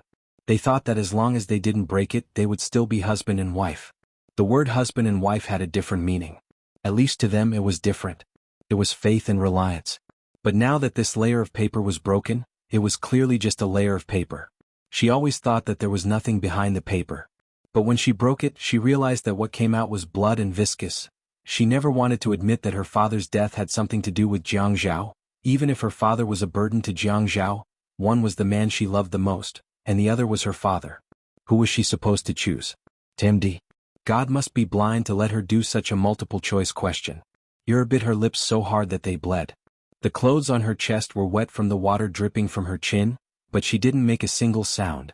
She wished that the cries she had swallowed at this moment were all poison that could rot one's intestines and stomach. Qin Fian chased after Jiang Zhao and realized that Zhuang Yichen didn't follow. He turned around and felt that something was wrong. He was worried about Jiang Zhao, so when he ran towards Jiang Zhao's car, he called Zhuang Yichen's cell phone. "Yichen, what do you want?" Zhuang Yichen's voice was as cold as a knife. "You haven't even finished your tea. Do you think it's so cheap to book a glass room for a day? I never spend money for nothing." Qin Fian heard Zhuang Yichen's voice and suddenly had a bad feeling. Zhuang Yichen had always been ruthless. He could even deal with his biological father and half-brother without frowning, let alone a woman like Jolie who had nothing to do with him. But Jolie was Yi Er's mother, and today she came to look for Jiang Zhao. "Yichen, Jolie is my sister-in-law's mother." I'm just drinking tea. Don't tell me about your family matters. I'm not interested." Zhuang Yichen hung up the phone. He was still in the glass room at the edge of the corner of the building. He put his hands on the glass railing and looked down. There were ants in the building. Jiang Zhao had been in a bad mood recently. He could guess the reason even if Jiang Zhao didn't say it. After Yun Hongwei's death, Yun Yi didn't return to Ninth Mansion. At first he didn't believe it, but later he investigated and found out that Yun Yi ate and lived in the dance studio. She also stayed in a hotel when she picked up her brother on weekends. As a person in the situation, he knew what was going on. Logically speaking, he was also responsible for this matter. He didn't feel anything about Yun Hongwei's death. He didn't need to feel sad for someone who had nothing to do with him. But he never expected that Zhou Li would overhear their meeting in a place like the tea room. Yun Hongwei only stopped the treatment and suddenly died in a short period of time. This was an outcome he didn't expect. After his death, the forensic doctor also did an autopsy. The medication was normal and it wasn't due to lack of oxygen. Then it must be a natural death. After you heard my conversation with Jiang Zhao, who did you tell? Zhuang Yichen didn't turn around and asked calmly. I didn't. Zhou Li was afraid of Jiang Zhao at first, but after she found out that Jiang Zhao cared a lot about Ye, she started to become arrogant. She was actually a person who knew how to observe people's expressions. Just like now, Zhuang Yichen didn't even turn around to look at her. He only asked her in a calm voice. She could also feel the knife rolling under the waves, about to break through the wind and slash at her. Oh. But I found out that the person who entered Yun Hongwei's room on the day of his death was you? Zhuang Yichen turned around and leaned against the huge glass. His body seemed to be embedded in the sky and he looked even more powerful. What he said was pure nonsense, but he liked to hear people's uncertain answers. He used a strong and firm method to force the other party's psychological defense to collapse. Moreover, his aura was at its peak now. To him, dodging and stammering were all signs of something fishy. I really didn't. Zhou Li didn't dare to look at any of Zhuang Yichen's expressions. Even if Zhuang Yichen had a rare smile on his face, that smile was faintly discernible. It was better not to have it. At least, it wouldn't make people feel that even if he smiled a little, there was a sharp edge to it. It would make people feel that he was sinister. Then let's go and check the surveillance footage together? As Zhuang Yichen spoke, he stood up straight and straightened his collar. He raised his domineering chin, raised his eyebrows and smiled. Thousands of flowers bloomed. Zhou Li's legs turned to jelly. She immediately held onto the flower stand beside her. Her hands were covered in mud as she looked timidly at Zhuang Yichen. President Zhuang, I definitely won't expose you. I won't. I promise I didn't say these words to anyone. No one will cause trouble for you. Zhuang Yichen leaned forward and smiled. His lips were extremely thin. He gritted his teeth and said, but you still told others. Zhou Li suddenly sat on the ground. She knew that Zhuang Yichen owned Stars International, but she felt that the aura emitted from Zhuang Yichen's body was not the aura of a righteous person. It was more like the aura of a gangster wearing the guise of a righteous boss. President Zhuang, I was wrong. I was wrong. When I went to the hospital that day, I only whispered a few words in Yun Hongwei's ear. He was in a severe coma. How could he hear me? Other than him, I didn't tell anyone else. Zhuang Yichen's eyes darkened. Oh, then Jiang Zhao went overboard today. Zhou Li heaved a sigh of relief. I was just anxious. Jiang Zhao didn't give me the money. Zhuang Yichen sat on the chair and said calmly, didn't he say that he would transfer it to you tonight? But what if he cheated me? Cheated you? Did you ask him how much he wanted to cheat you? I just want $1 million or so. I don't want to ask him for money every month. Zhou Li's voice was soft. $1 million or so. Zhuang Yichen was pleasantly surprised as if he had heard the funniest joke in the world. $1 million or so. Why is your appetite so small? Plucking a strand of hair from Jiang Zhao's body would cost more than $1 million, right? What did you say? Is that rich? I'm Zhuang Yichen's friend. If I didn't have money, why would I work with him? This was the truth. Money represented a kind of power. Zhou Li saw that Zhuang Yichen's smile was very natural and relaxed. I see. Thank you for telling me this. I'll tell him tonight. I'll call Ye now and tell him that I was talking nonsense. Zhuang Yichen slowly turned his head and sighed as if it was a pity. But no one in High City knows that Jiang Zhao and I are friends. Zhou Li noticed that Zhuang Yichen's way of speaking was very strange. So secretive? The man's smile became more and more sly. Of course, this is a secret that can't be told. Then why are you telling me? Zhuang Yichen shrugged. I might as well tell you more. For example, the Peerless Beauty, the biggest and most high-end gambling den in High City, is mine. You probably don't know that there are 4 other underground casinos in High City, right? Those are places where you can make a lot of money every day. 2 of them are mine. The one that Ouyang Xing sold was also swallowed by me. I now have 3 casinos and these things can't be handled by me alone. Jiang Zhao has a share in helping me and Zhou Li suddenly felt that the situation was very bad. She hurriedly covered her ears and sat on the ground, trembling in fear. President Zhuang, I beg you. Please don't tell me. I don't want to hear any more. I don't want to know any more. I don't want to hear any more. I didn't hear anything. Awesome novel Songshu 566.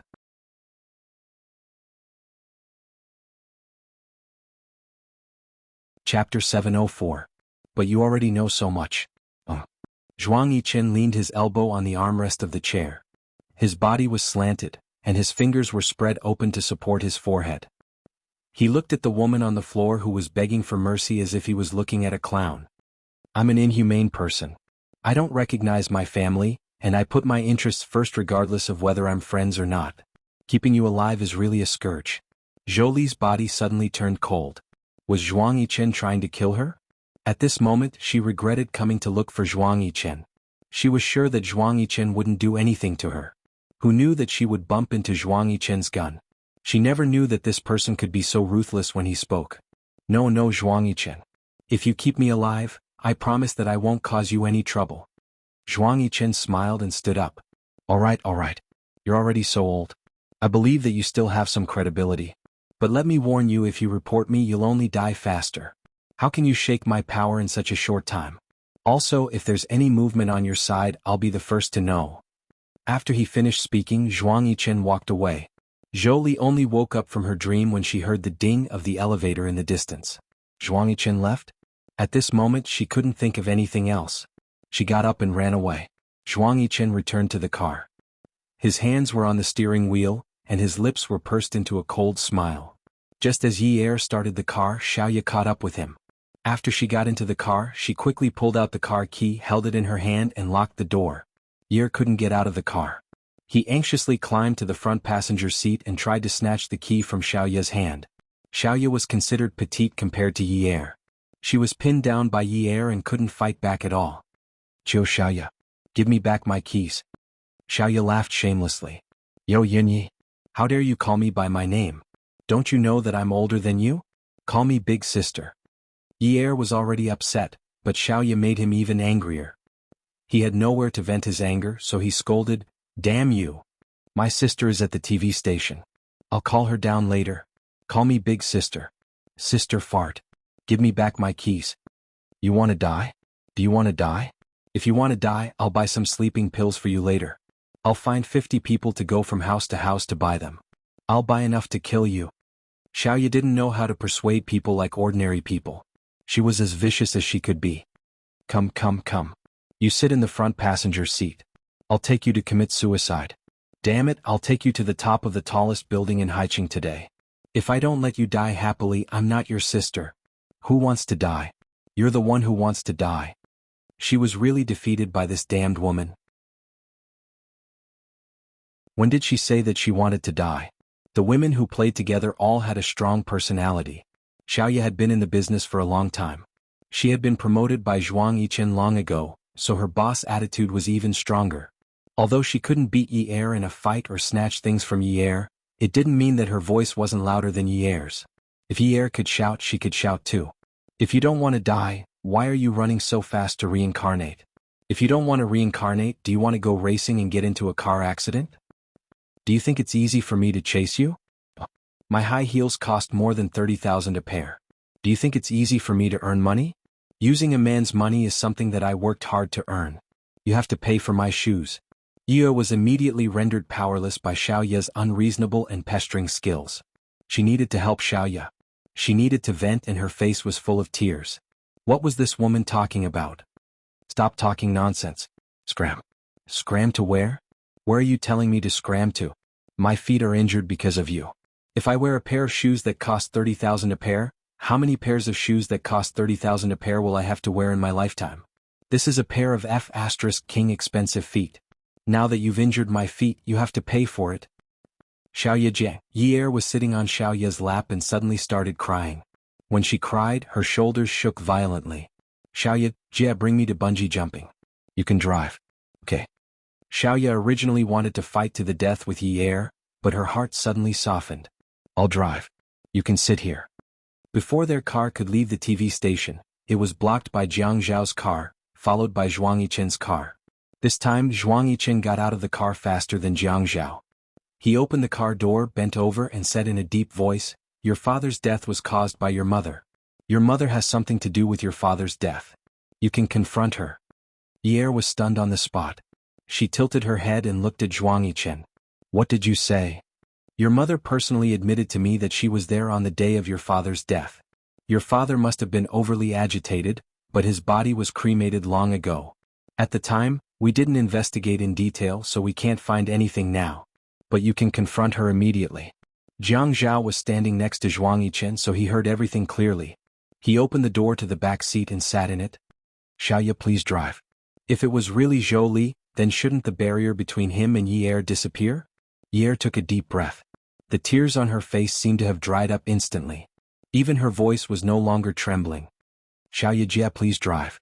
I'll tell you how to get there. So the person who killed her father was Zhou Li. This was easier for her to accept. She rejected that answer from the bottom of her heart. Because of this, she didn't dare to face it. Now that someone was willing to testify, she was willing to accept that everything had nothing to do with Jiang Zhao. And Jiang Zhao seemed to have suddenly grasped at a life-saving straw. He sat in the back seat and didn't make a sound. Inside the house, Zhou Li was confronted with the aggressive questioning of several people. She suddenly realized that she was in a very difficult situation. If she admitted to it, then she would lose Yi Er forever. She knew that Yi Er favored Yun Hongwei. If Yi Er didn't support her, then Jiang Zhao definitely wouldn't care about her anymore. But even if Yi Er ignored Jiang Zhao would still protect Yi Er. So even if she harmed Jiang Zhao, she couldn't lose Yi Er's protection. She definitely couldn't lose Yi Er. She definitely couldn't. Although the house was small, it was very clean. Zhou Li didn't dare to look at anyone. Because of her silence, every pair of eyes was strangling her. Yi Er. Mom, the CCTV showed that you went to look for Dad. What did you say to him? You agitated Dad to death, didn't you? Zhou Li could feel Zhuang Yichen's presence behind her. Her whole body trembled. She didn't know if it was out of guilt, fear, or a genuine desire to cry. In any case, she sat on the sofa and covered her face as she cried bitterly. At that time, I went to tell him that Sijie has grown up. I hoped that he would wake up soon and that it would be good for the family to be together. I also told him that you miss him a lot and that I was wrong in the past. I hoped that he would get better soon. Zhou Li. Welfare Xingwu 799.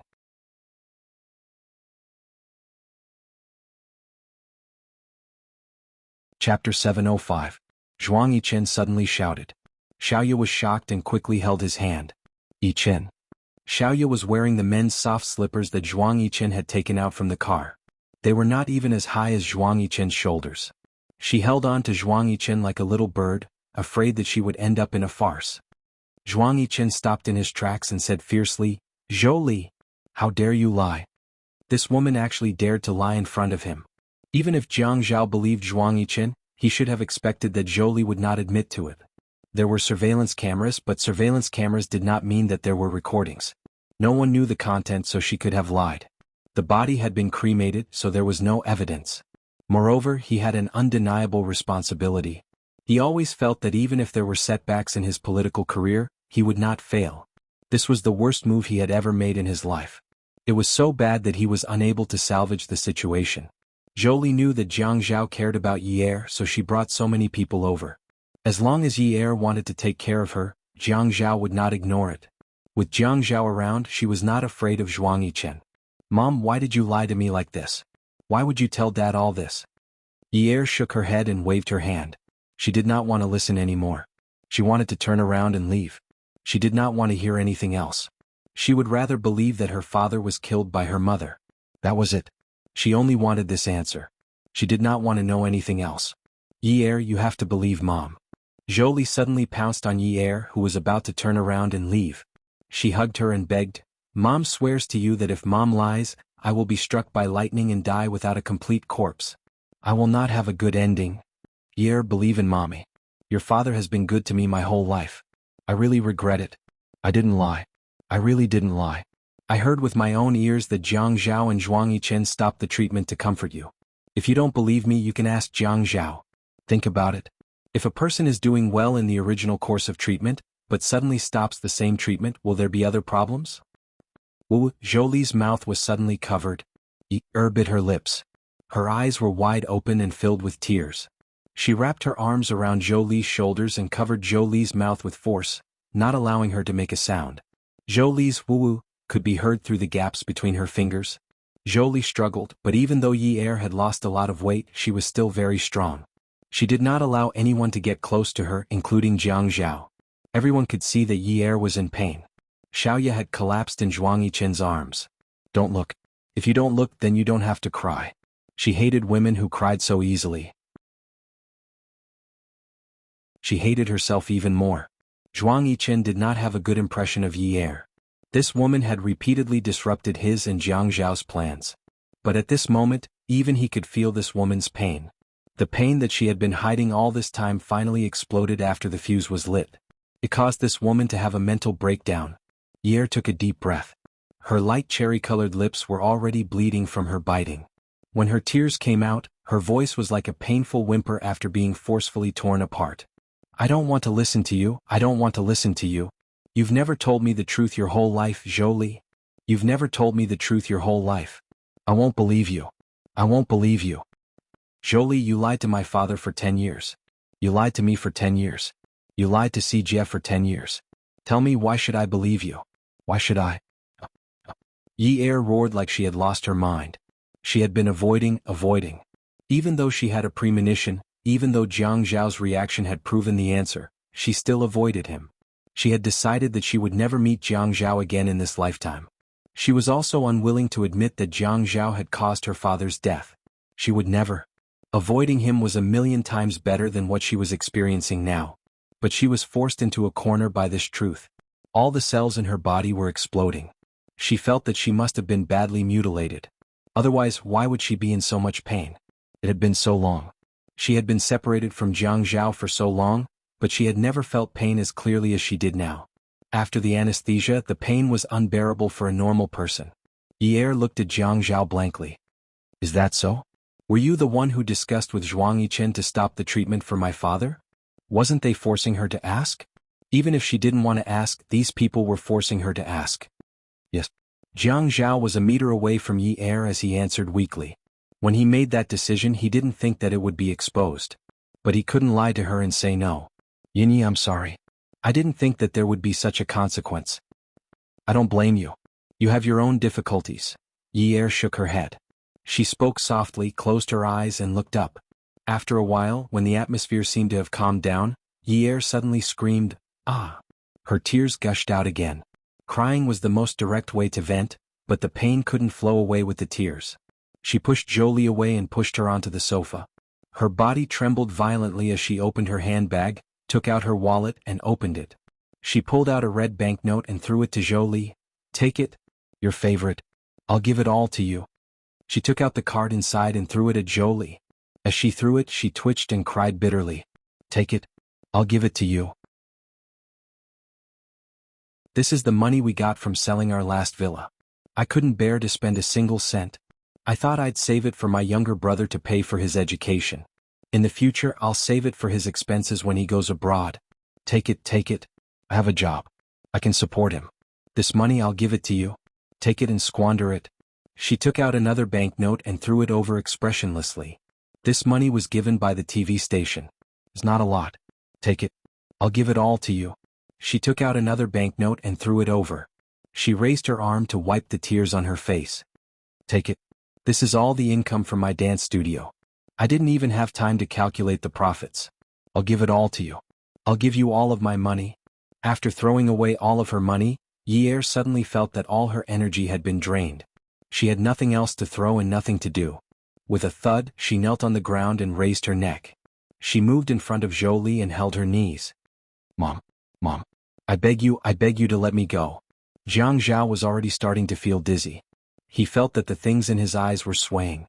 He was supposed to give a shoulder to the woman kneeling on the ground, but when he took a step, he felt that he was going to fall. He raised his hand to support himself on the wall. He said to Fei Yin, I can't take it. He couldn't take it. He could take not seeing her and not getting along with her, but he couldn't take the pain of seeing her with his own eyes. Why are you so cruel? Why are you so cruel? Have you ever been nice to me? Have you ever been nice to me like Dad? What do I have to do to make you treat me better? Yi Er grabbed Jolie's clothes and cried, Why did you tell me? Are you that happy to see me living in pain? Are you that happy? Mom, you're my biological mother. How can you treat me like this? How can you do this? Don't you know that I don't want to know at all? I don't want to know. Do you understand? I don't want to know. I don't have a father anymore. You're going to destroy all of my fantasies. Ye could clearly feel her own despair. Someone else had told her the truth and let Jiang Zhao confront her. The content of the confrontation was the truth that she had never wanted to verify. The cruelest thing in the world was never lies but the truth. Jolie didn't know that Ye would lose control like this. She regretted it for a moment, but when she saw Jiang Zhao looking at Ye with tenderness in his eyes, she stopped thinking about it. Jiang Zhao would definitely take care of Ye in the future. Zhuang Yichen felt that his presence was a little redundant.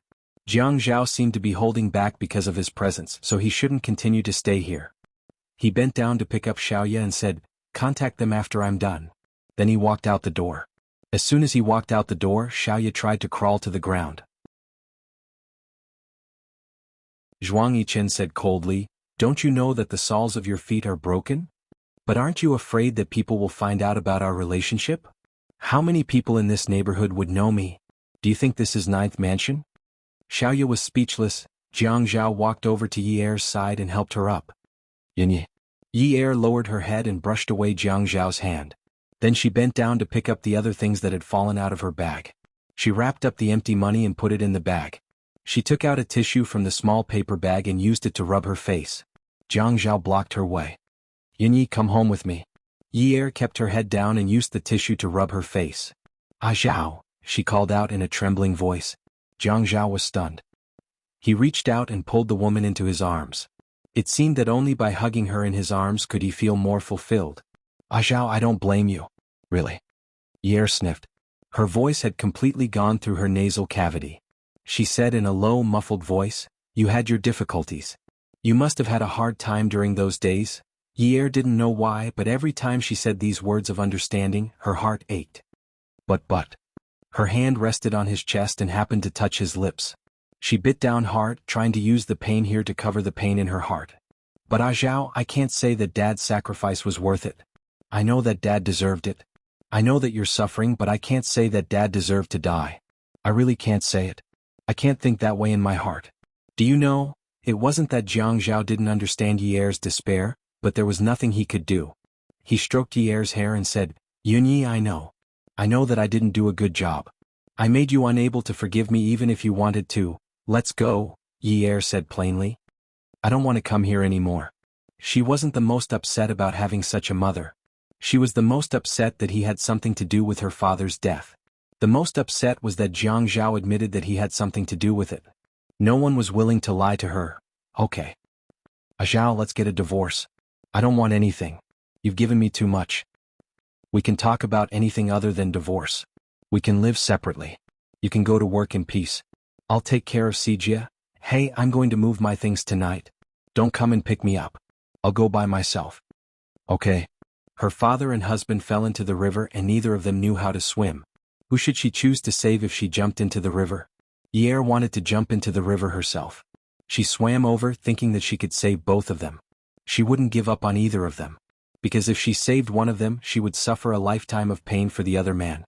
She wanted to be like Jiang Zhao's answer. She wanted to carry one and hug the other. But that was the weight of two men. One of them was a father who had loved her since she was young. He spoiled her and spoiled her. As his daughter, she felt that being a child was the happiest thing in her life. She would have the most beautiful and lively childhood. Welfare Songshu 566.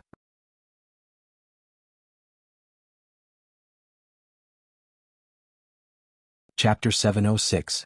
Her grades had been bad since she was young. When people laughed at her, her father picked her up and said, "My Yi is good at everything except her grades. My Yi's grades aren't bad either. There are many who are worse than her, so my Yi is better than many others." Only in front of her father would she believe what others said. Their children were the best. No matter how bad their children were, they would always shine in their parents' eyes. She could always see satisfaction in her father's eyes. Even if she wasn't good, he was still satisfied and thought she was the best. Even if there was bitterness later on, the sweetness of the past couldn't be forgotten. Who was the one who said that a daughter was her father's lover in his previous life? She had said it countless times, "Dad, I love you. I love you the most." She had hugged her father's neck countless times, saying that she loved him and asking him for the gift she wanted. Also, this man was the person she loved the most other than her father. He was tolerant and gave her everything. Being his wife was the most unforgettable and happiest thing in her life. Everything that Jiang Zhao had given her was stuffed into her heart and couldn't be dug out. She swam over and saw her father's head slowly sinking. The surface of the water was clear. Before her father sank, she seemed to have seen her husband kick him. She realized that she was sinking too. Zhuang Yichen sent Xiaoye back to Qingfeng Garden and left.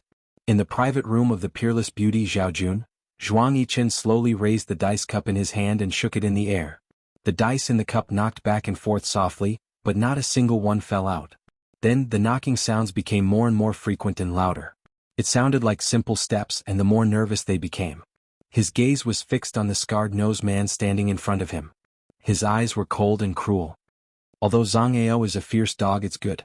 But it's expensive and hard to find. It's too easy to find the owner. But hunting dogs are also easier to find. It's too hard to find wild dogs in the city. If you want to get them out of the city, you'll have to go through a toll station. Some things might cause unnecessary trouble. Scarface's analysis made sense. It wasn't that Zhuang Yichen hadn't thought about it before, but he never liked to leave any loose ends. Boss, why don't we just shoot him? Anyway, my guns have been modified and the bullet shells have also been processed. They can't find out where they came from. One shot. Zhuang Yichen shook his head coldly. It's too easy to shoot someone who dares to lie to my face. I have to let her enjoy the process of death. Thinking of Zhou Li, Zhuang Yichen regretted his sudden benevolence. Benevolence really shouldn't exist. That woman didn't know how to appreciate kindness. He originally wanted to help Jiang Zhao so that he wouldn't have to look at him all day long. But in the end he didn't help and was bitten by Zhou Li. She even broke the deadlock and made it irreparable. He and Jiang Zhao secretly stopped Yun Hongwei's treatment. It might have caused Yun Hongwei's death, but he believed that Yun Yi wouldn't report them. The reason couldn't be more simple. Thinking of her behavior in Zhou Li's house, he could guess that even if Jiang Zhao killed Yun Hongwei in front of her, she would jump off a building. She wouldn't report Jiang Zhao, so he and Jiang Zhao were wrong, but that Zhou Li couldn't be left alive for even a moment. The scarred nose trembled. The young man in front of him looked like a crowned jade, but his heart was like a demon. He never dared to betray and hide things. There was a kind of person who had this kind of aura. You had never seen him kill people, but you could see from his eyes that killing people was as simple as raising the corner of his mouth. Boss, I know some factories in the east like to raise animals like Tibetan AO. Because it's too remote for the safety of the factory, so... Zhuang Yichen also knew, but the factory also had to consider the safety of the employees. The dogs must be locked up in big iron cages. Then what's the use of keeping the dogs in cages? By the way, I know of a farmhouse that raises 5 wolfhounds. They're more casual in raising them. Although they're chained, the chains are very long. If they enter their territory, they can't blame the wolfhounds for being heartless. Does the farmhouse have cameras? Before doing anything, I'll get rid of these things with beard. Our hands and feet will be clean. Boss, don't worry. Well, don't leave any traces. At the shooting range in the suburbs, there were continuous gunshots. Smoke rose from the target from time to time. During this period of time, there was a woman who had been practicing shooting every day. Although she couldn't hit the bullseye, she could basically hit the target. Ouyang Yen was wearing a silencer. She raised her arm and held the gun without trembling. She was practicing shooting. For a man, she had destroyed her entire family. Ouyang. Jiang Zhao was a cold-blooded and heartless man. He never cared about old friendships. It was all because of her that her grandfather was still in prison at such an old age. Her uncle's future was also ruined. She called her brother to ask for help. Jiang Zhao was also a cold-blooded and heartless man. He actually said that when he drugged Jiang Zhao, he had warned him that Jiang Zhao would take revenge. She only had herself to blame for everything. Jiang Zhao, this man was too hateful. He had destroyed her entire family. Ouyang. She couldn't have him in this lifetime. Since she couldn't have him, then she would kill him. No one else could have him. She wanted to kill that man for her grandfather. How frightening was it for a person to go crazy with a single thought? The moon was like a plate. The night clouds were like cotton. Yier's car drove into 9th Mansion. She had parked her car at the entrance today. She wanted to walk over slowly.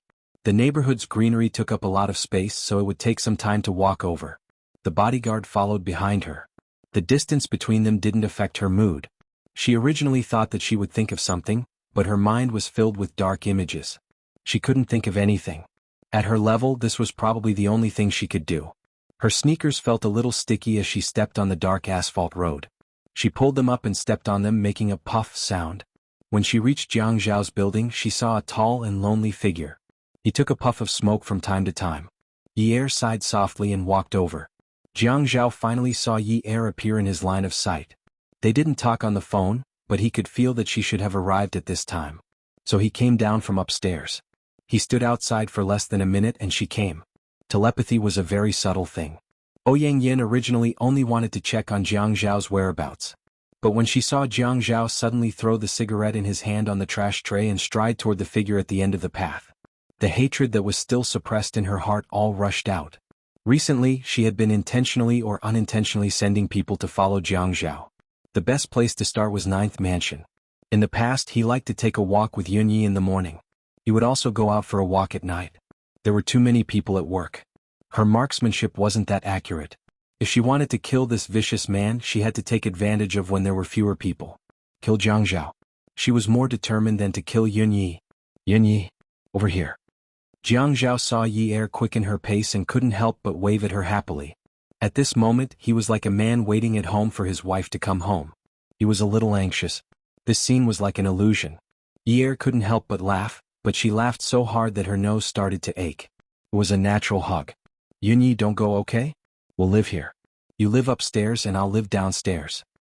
Zhao, let me be alone for a while. Okay. You can be alone for a while. I won't disturb you and I won't call you, but... Jiang Zhao hesitated for a moment. But Yunyi, we're not divorced. You can't. You're still my wife, okay? Yi Er was very tall. At this moment she was being hugged by Jiang Zhao. She stood on her tiptoes, and her chin was hanging on Jiang Zhao's shoulder. A figure suddenly stood up from the hill like flowers. Under the night light, the muzzle of the gun was pointed directly at Jiang Zhao's back. There was no time to shout. The gun seemed to have been loaded a long time ago, and it stood up only to shoot. Yi Er's pupils dilated. Instinctively she didn't have time to think. As soon as the word danger left her mouth, she hugged Jiang Zhao tightly and fell to the left to avoid the muzzle of the gun. As she spun, she had already exchanged positions with Jiang Zhao. In the process of falling to the ground, she successfully dodged the first bullet. Ouyang Yin didn't care if the first shot missed or not. She kept shooting. She was determined to kill Jiang Zhao. After practicing with a gun for so long, she had long treated Jiang Zhao as a target. She knew that her marksmanship was not good, so she thought that she had to shoot continuously. Therefore, when Yi Er hugged Jiang Zhao and dodged the first shot, the second bullet almost followed. She didn't expect it. The pain on her back finally suppressed the pain in her heart. When Jiang Zhao heard the gunshot and the word danger, he had already been turned around by Yi Er. This time it only took 2 to 3 seconds. Jiang Zhao's heart trembled. He threw the phone in his hand at Ouyang Yan's hand. It hit and the muzzle of the gun was crooked. Taking advantage of this time, he flipped over and jumped up. He raised his leg and kicked Ouyang Yan's gun to the ground. In just a short 10 seconds the bodyguard rushed over, but it was already too late. He could only restrain Ouyang Yan. I told you to protect her safety. Why are you so far away from her? Jiang Zhao's eyes were red and his eyes were about to crack. I saw you guys, so I didn't want to disturb you. I thought that if you were here it would be fine. The bodyguard's explanation made Jiang Zhao's legs suddenly go weak. You was here? Call an ambulance. Hurry. Jiang Zhao sat on the ground. He didn't dare to move Yi Er at all. He knew that he couldn't move. He only held her hand. Yunyi, I'm here. Ouyang Yin was still shouting something, but he didn't hear it clearly. He just didn't dare to move Yi Er. He sat on the ground and said to the bodyguard, Let her go. Let her go? The bodyguard was stunned. She should be handed over to the police. Jiang Zhao said fiercely, Let her go. I said let her go. Why aren't you getting lost? Jiang Zhao said fiercely to Ouyang Yin, who had already been released by the bodyguard. The wait for the ambulance was long. Jiang Zhao asked the bodyguard to bring his phone over. He only sent a few simple words. I want Ouyang Yin to die. Die without a complete corpse. When Zhuang Yiqin received Jiang Zhao's message, he held his forehead. What kind of provocation did young Master Jiang suffer? He actually dared to tell him to kill someone in public? The bag of blood plasma was hung on the floor stand. It flowed along the tube, through the needle hole, and into the woman's slender blood vessels. The color was so red that it was a little dark. It was red like hope and black like despair. Jiang Zhao lay on the ground of the ambulance. He held the woman's hanging hand in his palm and placed it over his heart. Beauty novel Songshu 566.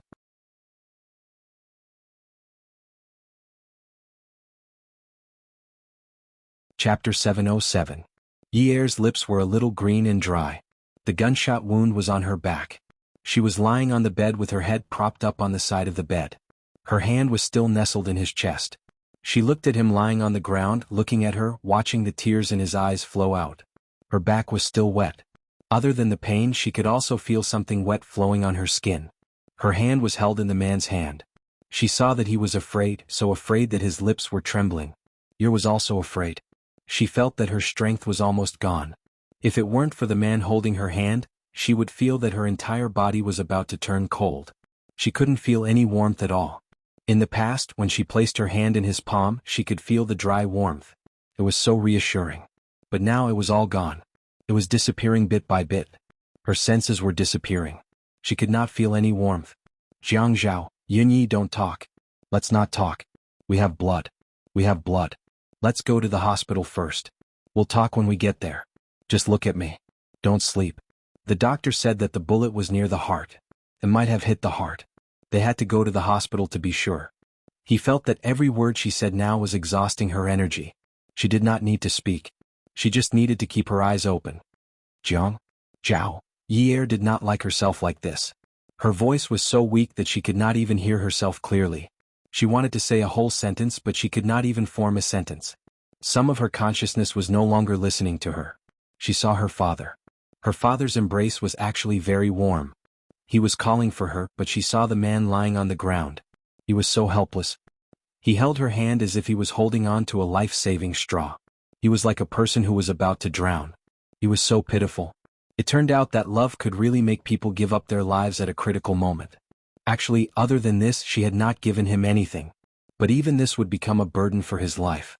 It turned out that even if she did something for him, it would become a burden for her. Actually, she never wanted to be a burden. Jiang Zhao, actually Yunyi, if we don't talk, you're afraid that there won't be any sound. I'll tell you. Don't talk. I'll tell you a joke. Yeer shook her head gently. She gathered all her strength in her throat, wanting to finish what she wanted to say. Jiang Zhao, I never loved you. I did it all for my father. From the beginning I've been using you. I've been using you. Now my father is dead. You are no longer of any value to me. Finally, I don't have to see you anymore. I never loved you at all. In order to get you to help my father, I had to go against my will to please you. You wanted my love, so I told you that I loved you. Whatever you wanted, I would give it to you. That was all because of my father. Now that my father is gone, I don't have to lie anymore. Sai, I don't have to face you anymore. I don't have to put up with you anymore. You divorce me and let me find a man I love. Seeing that I've served you for so long. The woman's lips were a little pale. The unique siren of the ambulance sounded on the asphalt road, reminding the cars on the road to give way. There was a dying patient in the ambulance. The roads in the city were busy even at 9 o'clock at night. Jiang Zhao, I never loved you. I never, ever loved you. It was all because of my father. I lied to you, because my father is my everything. From the beginning he was. Before she fell into darkness, she could slowly stop feeling pain. Jiang Zhao listened and took in everything. He held Yeer's hand even tighter. He nodded and went along with her words. Those words couldn't hurt him at all. Well, since that's the case, shouldn't you make it up to me? You used me for your father. Don't you feel sorry for me? You feel like you owe me, don't you? Since that's the case, you have to pay me back. Sigh. Yeer didn't even have the strength to shake her head. Sigh. He placed her cold hand on his chest to warm it up. He lay on the ground. The woman's tears fell drop by drop onto his chin. Do you think you don't owe me anything other than this? You've made me so picky. Do you think you can just let it go like this? Do you think that I, Jiang Zhao, am an easy person to get along with? I won't let it go just like this. You didn't find me a wife who can cook as well. Why should I let you find someone you love? I'm not that kind of person. I'm not.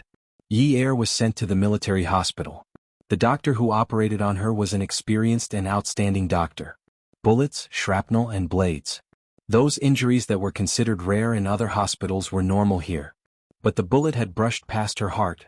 The danger of removing the bullet made it impossible for her to be at ease.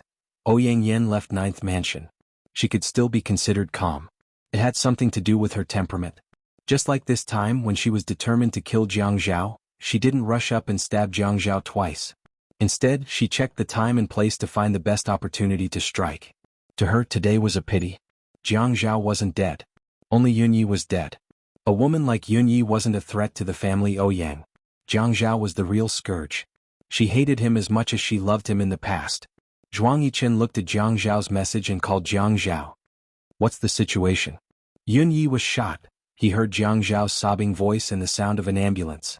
Needless to say, he had already guessed it. Jiang Zhao was like him. He never liked to leave any loose ends behind. He also didn't like to let others have a hold on him. He only hinted at the people he needed to deal with. He would never say it out loud. Ouyang Yen was the first person Jiang Zhao asked for her life. She died without a complete corpse. What kind of hatred was this? Zhuang Yichen looked at his hands. He raised them and faced the dim lights in the private room. His hands looked clean, but they were stained with blood. He didn't hate the blood that stained his hands. There was nothing in this world that was spotless. He didn't like things that were spotless. He liked things that had sharp edges and corners. What was the point of being pure or not? People were only human when they had deep-rooted bad habits. Just like Qiu Xiaoya. She had bad habits, but she also had a true temperament. Only such a woman was interesting. He clenched his hands and dialed a number on his phone. Scar, find some people with beard. We'll have some fun tonight. Family Ouyang's miss, who hasn't been sent to prison. She's a famous beauty in High City. Hey, is that enough? Hee boss, one is too little. How can it be too little? Play like you don't care about your life. If she can still move, don't move. It's a difficult task. Zhuang Yichen couldn't think of a way to help Jiang Zhao vent his anger. Therefore, people couldn't live too righteously. Jiang Zhao had come to this point because he cared too much about affection. Wouldn't it have been better if he had killed Zhou Li earlier? Wouldn't it have been better if he had killed Ouyang Yen earlier? Sure enough, there was a big difference between those who walked the righteous path and those who walked the unorthodox path. Zhuang Yichen concluded again that he was more suitable to walk the unorthodox path. Those who walked the righteous path were too shameless. Kill people again? Today's task seemed a little heavy, but the boss had instructed them to complete it. Otherwise they wouldn't be able to move. How scary would that be? Okay, we'll definitely complete the task. Forget it. Throw a bunch of beggars at her. I think it's too easy for her to let you guys do her. Change of mind. Do as I say. Okay. Zhuang Yichen hung up the phone and thought about the day's matters one by one. He called Xiaoya again. Is your foot better? Yes, Uncle Li brought me the doctor from your side. I applied some medicine, but I don't feel much. Rest well and don't go out at night. Call me if there's anything. If I'm busy, call Uncle Li. Don't go to nightclubs. Those places are not safe at all times. Okay, I got it. Good night. Good night. Zhuang Yichen's words were always cold. He never used a gentle tone. When he cared about someone, it was a little stiff. However, Xiaoya still felt some subtle changes. As the night deepened, the rhythm of the show became more and more thrilling. No one knew who they heard, but the beggars under the overpass quietly moved in groups of 3 to 5 like thieves. There was even a hint of joy on their faces. An old construction site was already covered with weeds. The developers were waiting for the property prices to rise before they started to dig the foundation. A wall was built here and bricks and stones were scattered everywhere. When the cloth on Ouyang Yan's face was pulled off, she was so scared that she cried out woo woo. Her mouth was gagged and she shrank in the corner. The person who pulled off the cloth on her face was wearing a big brimmed hat and a pair of oversized sunglasses. He wore sunglasses in the middle of the night because he did not want anyone to recognize him. The night was so dark and that person's face could not be seen at all. She only knew that it was a man. The reason she screamed was not because of the man, but because of the circle of beggars surrounding her. Their eyes were green, their clothes were ragged, their bodies were dirty, and their hair was long and dirty. Some of their hair was even tied together in knots, and their whole body was emitting a foul smell. The beggars chosen by Scar today were the dirtiest and ugliest. He did not want those with short hair who paid attention to their appearance and wanted money. Today's matter must be done to the satisfaction of the boss. He took out the video camera and pointed it at Ouyang Yen. The beggars were all low-level beggars who did not belong to any organization. Xinwu 799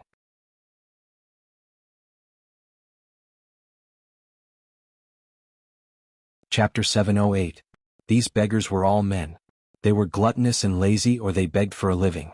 If they really got money to satisfy their physiological needs, they could only go to the women who stood on the street for 10 or 20 yuan. When had they ever seen a miss from a rich family like Ouyang Yen? All of them rushed to pounce on Ouyang Yen as if they had taken stimulants. She didn't want to live anymore. She didn't want to live anymore. Was it Jiang Zhao? Was it someone sent by Jiang Zhao? This man. She wouldn't let him off even if she became a ghost. Jiang Zhao leaned in Qin Jin's arms and wrapped his arms around her waist. He buried his head in her chest and cried silently. What time is it? He didn't dare to look at the time. He would rather interpret his feelings as a day passing like a year. He was willing to do so. Even if a day had passed, only a minute had passed. Qin Jin hugged Jiang Zhao's head with both arms and nestled in her arms. Zhao Zhao, sleep for a while. The surgery will be over soon. Sister Jin will be watching. Sleep for a while. Sister Jin, you're not allowed to say that Yun Yi is bad in the future. You can't even think that in your heart.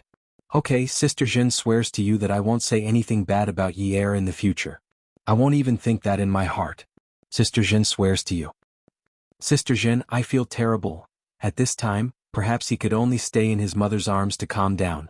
Jiang Zhao was already 30 years old. It had been a long time since he relied on his mother's arms like this.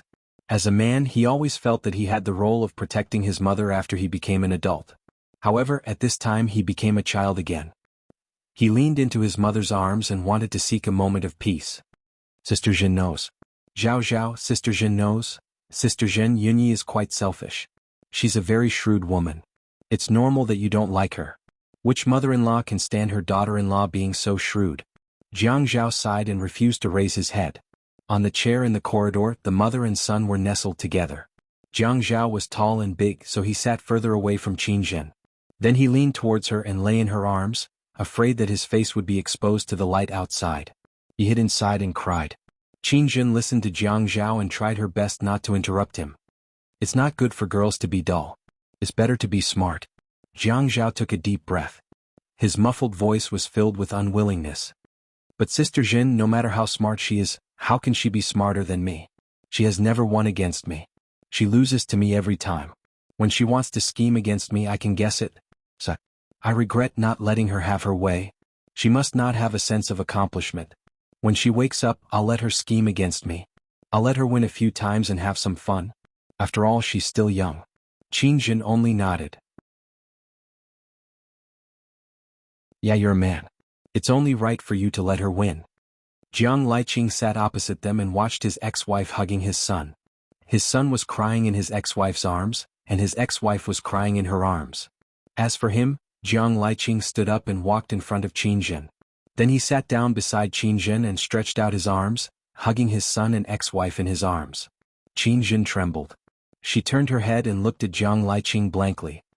He pressed his forehead against hers and said softly, I should have let you have your way. I should have.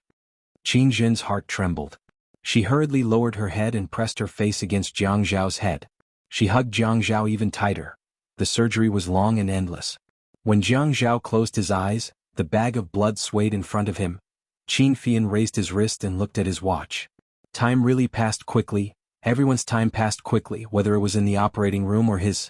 The surgeon was the best surgeon in the military hospital. Jiang Liqing's arm was still long enough to hold Qin Jin, so he patted Jiang Zhao's back in Qin Jin's arms. Zhao Zhao, these doctors are very good. You have to trust your father. Okay, Jiang Zhao replied faintly. He remembered Yi Er's last words clearly. Now that he recalled the way she said those words, he found it funny. This woman was only 20 years old, but she actually played such a trick on him. In the past, when he did not know whether he loved or hated her, he would overthink and be jealous. But later on he was able to see through all the messy thoughts she had while hiding in the Western Zong. She would never be able to outsmart him. She had always been the loser in front of him. That sentence, whoever falls in love first will lose, who could remember when it was said? Who could really tell who had lost? There were clearly people who were unwilling to admit defeat. There were clearly people who had lost at the starting line from the beginning, but they never dared to admit it. Was the word lose so scary? Actually, what did it matter if she lost? What he won was her entire being and heart. What he lost was just a tiny loss. She said she did not love him, so she did not love him? If she did not love him, why would she protect him when her father whipped him? even if he betrayed her at that time. If she really did not consider him, she would have long made a fuss about making Yun Hongwei innocent. She did not care how many people she offended. Her goal from the beginning was to help Yun Hongwei clear his name and get out of prison completely. However, her path became more and more deviant. Her demands became lower and lower. In fact, she had always chosen him and let Yun Hongwei suffer. As long as he did not go to prison, she did not care about anything else and did not make any demands. She did not realize that she had already made it a habit to let Yun Hongwei suffer but not make things difficult for him. But she said that she had always chosen her father. She said she did not love him and she did not love him? She did not love him and even took a bullet for him? Did she think that was a stone? Did she think that he was as stupid as she was? You would not believe her nonsense. This woman was cunning and could only be considered a little fox. In front of him he always knew where her tail was. She clearly said that she did not love him, but the tears that flowed out were all extremely bitter. The faint light in her eyes was filled with reluctance and reluctance.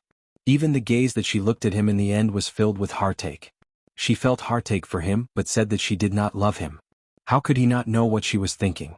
When she woke up he would teach her how to scheme. In the past he had always thought that she was a woman with good acting skills. Only now did he feel that she was the one with the worst acting skills. Zhao Zhao, don't cry. Don't worry. Qin Jun was not afraid of the wet feeling, but her son had never cried silently in her arms like this. There was no sound at all, but the clothes in front of her chest were all soaked. Jiang Zhao replied with a faint, Actually, her injuries aren't that serious. Jiang Zhao thought that his words could completely convince himself. Even if he forced himself, he could completely make himself believe that he had the ability to make himself believe in himself. Jiang Zhao could not help but admit that he was a little obsessed. When he was convincing himself, he closed his eyes tightly and buried himself in his mother's arms. He felt the darkness. In the darkness he searched for the light that he wanted. In the light, there was the smile of his beloved woman. Those fake stubbornness, those fake flattery, he did not want to think about those disputes and conflicts. He only remembered that under the fiery red maple leaves, her confident gaze, she said that she wanted to marry him. If she hadn't taken that step, where would those noisy and peaceful days come from? If there was one thing that she had really schemed against him, it was probably only this matter. She had schemed and won. However, she had the advantage of being able to scheme and win. That was the advantage that he had long admired her. He closed his eyes and tried hard to recall her eyes, her smile, her voice, and the content of her words. However, the image was shaky like a scratched disc on a screen. Then there was the sound of gunshots. She hugged him, dodged, and turned over. No wonder she dared to propose to him. She was so fearless. She was not afraid that he would tear her apart. Because she had always been braver than him. In front of him was a sea of blood, and then there was an endless black. She lay beside him. He only dared to kneel beside her and did not dare to move her. He could only watch as her body trembled in the cold wind. He watched as the thick and pungent smell of her saliva came out of her body. The mucus was like a flood roaring out of her body. There was more and more of it. He wanted to chase it away for her, but he could not resist it all. He only dared to caress her face. He didn't even dare to lift her head. He could only watch as the dark red liquid of life overflowed from her back under the night light, soaking the bricks on the ground. There was so much blood that it was as if a river had suddenly appeared in front of him. He didn't want to think about those scenes that had shattered his self-confidence, but he couldn't help it. She thought about the way he looked at her while lying on the ground. Her eyes almost lost their light, just like a candle that was about to burn out. He held her hand like he was holding a flame, afraid that a sudden gust of wind would extinguish it. Jiang Zhao hugged Qin Jin's waist tighter. Actually, it's not serious. He gritted his teeth and repeated. In the early morning, the cars slowly moved out. It was clearly not the morning rush hour, but the busy road was jammed with traffic. The sound of horns was deafening. Many people wanted to get out of the car to see what was going on. They originally wanted to argue, but when they saw the naked woman in the middle of the road, they all took out their phones and started to take photos and post them on Weibo. The Ouyang Yen did not dare to raise her head. Her face was buried in her black hair. She was naked and covered in blood. It was even worse between her legs. Her body was covered in bruises. The unbearable humiliation burned her like hot iron. There were also some clear high-definition photos around her. But the men's faces were basically pixelated. The clothes on the ground were also pixelated. Yo, look at the photos beside her. They are so clear. God. It's so disgusting. It's all these disgusting people who are messing with her. Her hair is so disgusting and dirty. Damn it for P. Isn't this too heavy? It's even heavier than the old teachers. Wow, the woman in this photo has good skin and a good figure. How did she end up so miserable? What a pity. Yo, I see. Isn't this Ouyang Sheng's granddaughter, Ouyang Yen? It's an inspector. God. Inspector? It's over. I've already posted it on Weibo. Will the relevant departments come to find me? It's over. It's over. Ouyang Yan's last bit of consciousness, her last bit of strength, all poured into her instinctive trembling. These bastards. The glorious past was endless, but now the ending was miserable. She did not dare to raise her head because she was naked. Come and see. Songshu 566, that you're tuning in to the Han Lee's Wuxia Chronicles YouTube channel.